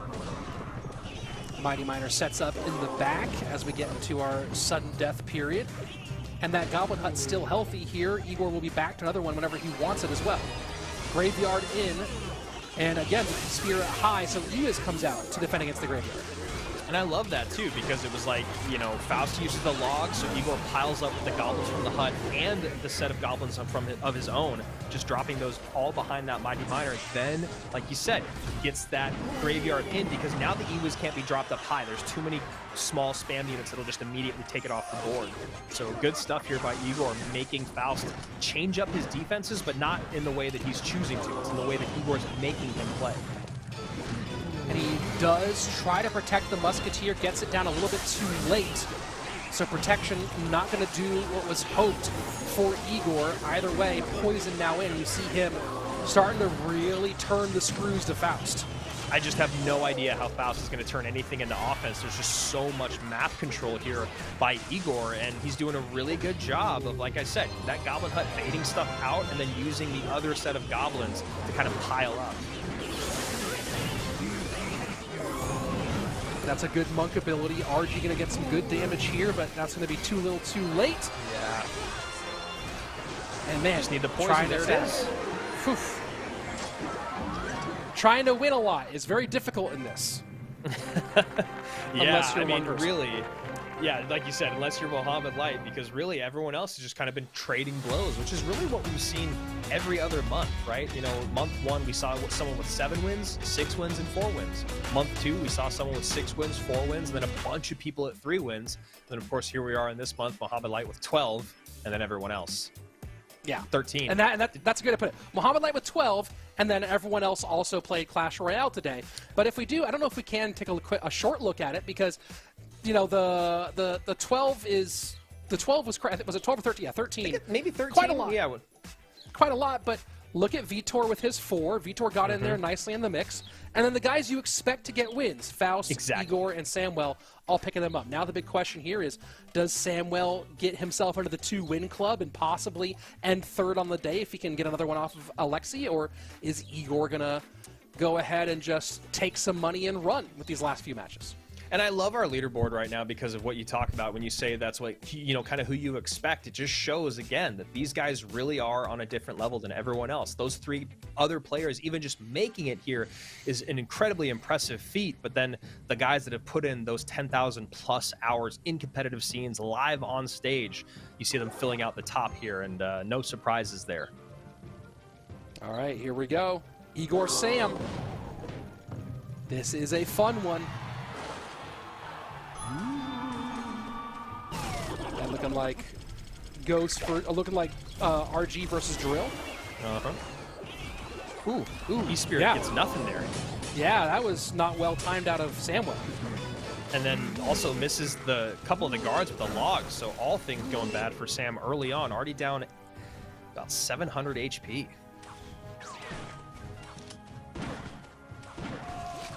Well, maybe he didn't stay out late enough last night to really get to his full powers. Who knows? I can't wait for World Finals. First minute away, and as we've already seen, Igor with a lot. Sam going to 0 here. Interesting choice. I like it, man, because look at what he does. He makes it so that Royal Ghost becomes the real damage dealer here, and you have to get a big overspend from your opponent that can all be cleaned up by a very easy cycle card. So really great heads-up play there by the Brazilian. You know, and that's so much of this game is knowing when to go to 0. Yep. I need to get way better at it because it's true. You see the best players do it like a few times a match, and the rest of the time they're always holding Elixir to defend, but those sends to 0 very rarely are done just because. They're not just throwing something at the wall and hoping it sticks. And then you see the worst players do it to open the match, and then they start in hand you and still win anyway. Personal feelings there, Rich? No, not at all. Wow, did that connected? It did. It did, and it connected big here. Taking the lead back to Igor's side as we go into double. The ghosts are just a problem right now for Igor. Yeah, literally took the words out of my mouth. And we've seen it a few times today. The Ghost plus Fisherman combo is actually an incredibly formidable one. And look at the lane switch here for Igor. Going to get this nice 1-2 punch out of the wall breakers. Gives up some good damage here, but now gives himself dual lane opportunities. Yeah, that was a really nice set of skeletons there from Samwell to make sure that tower didn't go down, and spent the smallest amount that he could to keep that Mighty Miner controlled. And Phoenix doesn't spawn. The guards have made getting the fireball involved in this matchup very annoying for Sam. Has not been able to find an opportunity for it to be impactful in the least. Where the meta's at right now, that it's brought the guards back into it, makes me very, very happy. Guards have been one of my favorite cards for a long time, especially after the buff they got. There's not really a great reason for them to not be used all the time, but now with where the meta's at, and you know, with the change of arrows no longer being the most popular spell, guards become very, very effective. And there you go. Fireball finally gets in to get Muskie plus Bomb Tower value. The log should prevent all the shots, and it does. Good sequence for Igor. Samwell, though, now finally that we're getting late in the game and able to get that fireball moving. Yeah, and Sam just behind by a hair here as he gets this RG down. Skelly's behind. No support, though, and he'll probably just, yeah, I was going to say, maybe send in one extra thing, and oh no, he keeps going in. And you see, Igor doesn't want to use the log to support the wall breaker pushes because he really needs it to get that little extra bit of knockback on the Royal Giant. It's a tough spot that he's in. Yeah, and Sam there having to use the fireball on that right-hand side to get the wall breakers, but only hits one of them. Igor 1397 now, 1372. Another fireball in, down to 1165 is Samwell Basoto as Igor sits at 1590. We might see the next drill be defensive out of Igor here. He could go offensive, but he might just try to pressure wall breakers and then just make sure that an RG doesn't actually break through with double building play. I like this play by Sam. He's holding the Royal Ghost, and he gets that fireball down plus the log to make sure the first Musketeer's off the board. Now the Royal Ghost comes down up high, but Igor has too much on the board to deal with to get down a drill. And guards do prevent the RG shot. Drill will go offensive here. Ghost back and cycle. Does that Ghost get stopped enough for the wall breakers to touch? They do not. 1060, 933. Fireball one direction, log the other. I don't know if Igor can get to anything in time. Fireball's not going to get there. Needs something. Oh, the fireball's in the air. Oh, Igor loses by just the skin of it. I mean, say Samwell survives by the skin of his teeth. It's actually a better way to put it. 22 HP with the fireball flying. Sam picks up a win. Yeah, you know, you start doing the math there at the end of that game, and as soon as that Ghost picked up the last drill, you're looking at that and going, oh, Igor has to fireball or this is game over because Sam will be ahead of fireball. And just not able to get there in time. Now, keep in mind, 22 HP, a log could have been the solution there as well. But, you know, one of the great things that that Sam did was made sure that Igor rarely, if ever, was able to feel comfortable playing a log on offense. GG, well played to Sam. Yeah, really, really good stuff there. Great performances from all of our world finalists, really, all the way across the board. You look at them all picking up wins. Igor, even though we haven't seen him much in competitive play for a while, back in it, you know, even though he's done for the day. He is back in it. Samwell Basoto, third in the world last year, now ending the day with him versus Alexi for our final matchup. Do you feel surprised by anything that happened today, Rich, or do you kind of feel like this is, I guess, by the numbers with the world that we live in CRL, or CR? It seems just about right? Mohamed Light won way more than anybody else. All of our solid competitors, all of like the players who we think are World Finals contenders, got a couple of wins here. You know, I'm not surprised by it just because of where he was in the order. The only thing I would call maybe a surprise is Osama not getting a win. Yep. But it's because Osama never got to match up against any of the other non-world finalist opponents, right? He never got a shot against Alexi or against Chief Boy. So you think Osama's going to get a win here, but I think that all of us, let me go look through the matches today. I think all of most Osama's matches today were against Mohamed Light. So at that point, yeah, it kind of is. It was Mo twice and then Vitor one time. So yeah, either way, you're playing against world-class competitors every time. So if there is one that's a surprise, it's that, but it's also not that surprising given who he got matched up against in those moments. Yeah, like you said, just being set up in that killer's row of all of those great players. I think that's exactly, I think where I was going to land too, is that the only surprise was that. Everything else is kind of by the numbers. So hopefully Osama is able to come back next month and pick up some extra cash. But as of right now, Alexi hanging on for dear life, looking to not walk away with the bagel, looking to pick up one win against Samwell Basoto. And going with a really gutsy call here of playing this minor poison control deck. I mean, this is a deck that shows you believe in your own ability if you're picking this, especially against a world-class opponent like Samwell. Yeah, absolutely. I get a little nervous here, though, about Samwell and his ability to get those magic archers down. Alexi has to play pretty perfect Clash Royale to not leave an opening for that. Sam, we've seen today, and just in general in his playstyle, he can be incredibly aggressive, and the deck that he's using can be insane to keep up with in double and triple elixir against an aggressive opponent. Well, non-aggression here early from Sam as he lets the cannon cart, rather than support it, lets it die and then be the defense against that Phoenix. So Sam playing a bit more measured here than you might think of him playing against a quote-unquote no-name opponent. Yeah, and I like that, right? He's playing the deck the way it should be played. This deck really isn't that strong, or as strong as you need it to be until double and triple elixir. And now Sam, Alexi gets a nice connection there. Sam getting caught playing defense. Very nice connection indeed. Now he's going to drill to support the Magic Archer, but Magic Archer's going to get, ooh, what a nice NATO. Not quite getting the Magic Archer lineup, but doing a good job getting damage anyway. Yeah, Magic Archer can hit the tower from there, but just needs to be that half tile closer, drop right at the river. And no lineup. 2320 to 2053 dual lane damage for Samwell. So far, Alexi only getting work done in the right-hand lane, but so far enough to hold on to a lead as we go into sudden death. Sam gets a couple shots in there with the Ewas, and the Golden Knight almost gets a shot in as well. 2053 to 2124. Sam narrowing that gap as he keeps up this dual lane pressure. And Bomb Tower should turn to the Ghost, so there's a couple Goblin stabs in there for Sam, and we are just about even, though that Ghost does extend the lead here for Samwell.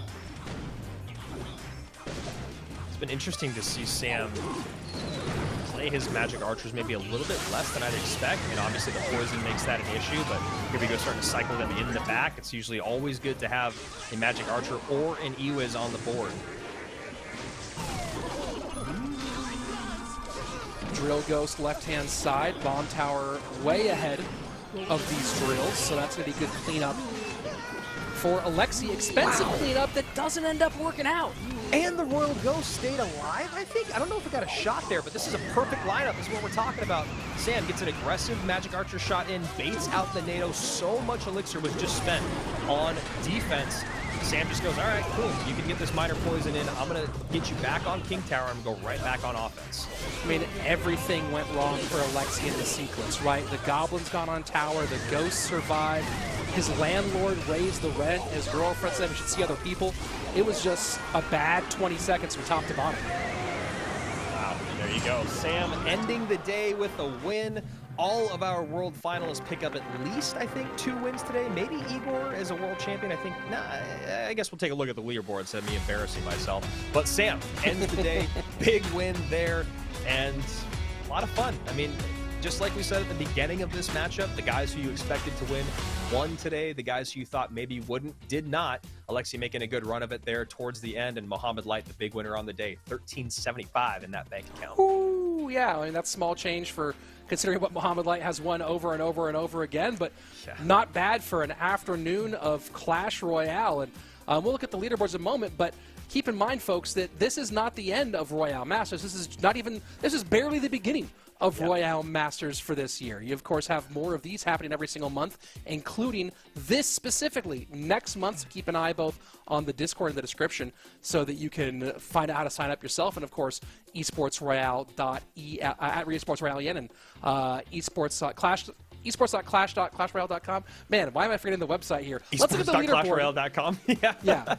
A lot of dots and esports in there. And here we go. There's the leaderboard, exactly what we talked about. Igor picks up 2. Everyone that's been to World Finals or a champion has picked up at least 2 wins on the day. Everyone else still looking for that first win. And, of course, Mohammed Light sets another record here in the Clash Royale competitive scene. Gets to 13 wins, the most wins we've ever had. Also goes on a crazy streak there, getting over 10 in a row. And just to kind of talk about what you were just talking about, Rich, yeah, man, Summer Clash from Royale Masters, triple elixir, heist, triple draft, sudden death. So maybe you're kind of like, what was it, Alexi, I think, who maybe you don't do as well on ladder, but then you've got a global tournament win in maybe triple elixir, who knows? So maybe next month is the month for you to come out, get involved with King of the Hill, get involved with triple elixir, sudden death, heist, all that good stuff. Sudden death is actually my favorite game mode. So maybe I'll not throw my hat in the ring because I don't need to embarrass myself, but maybe you will. Royale Masters on Discord. Join us on Twitter, like Rich said, Esports Royale EN on Twitter to follow along in English. Fun day today, man. I mean, you know, I already love this King of the Hill event, but the heavy hitters we got today, it was kind of just like a little mini CRL. Love to see it. Yeah, seeing some of the best in the world, and of course, you can compete along with them. Hopefully we'll see you here, either as a viewer or as a player next month. For everybody here at Royale Masters, that's Andrew Guy. I'm Rich Slayton. We'll see you back here next time. Bye.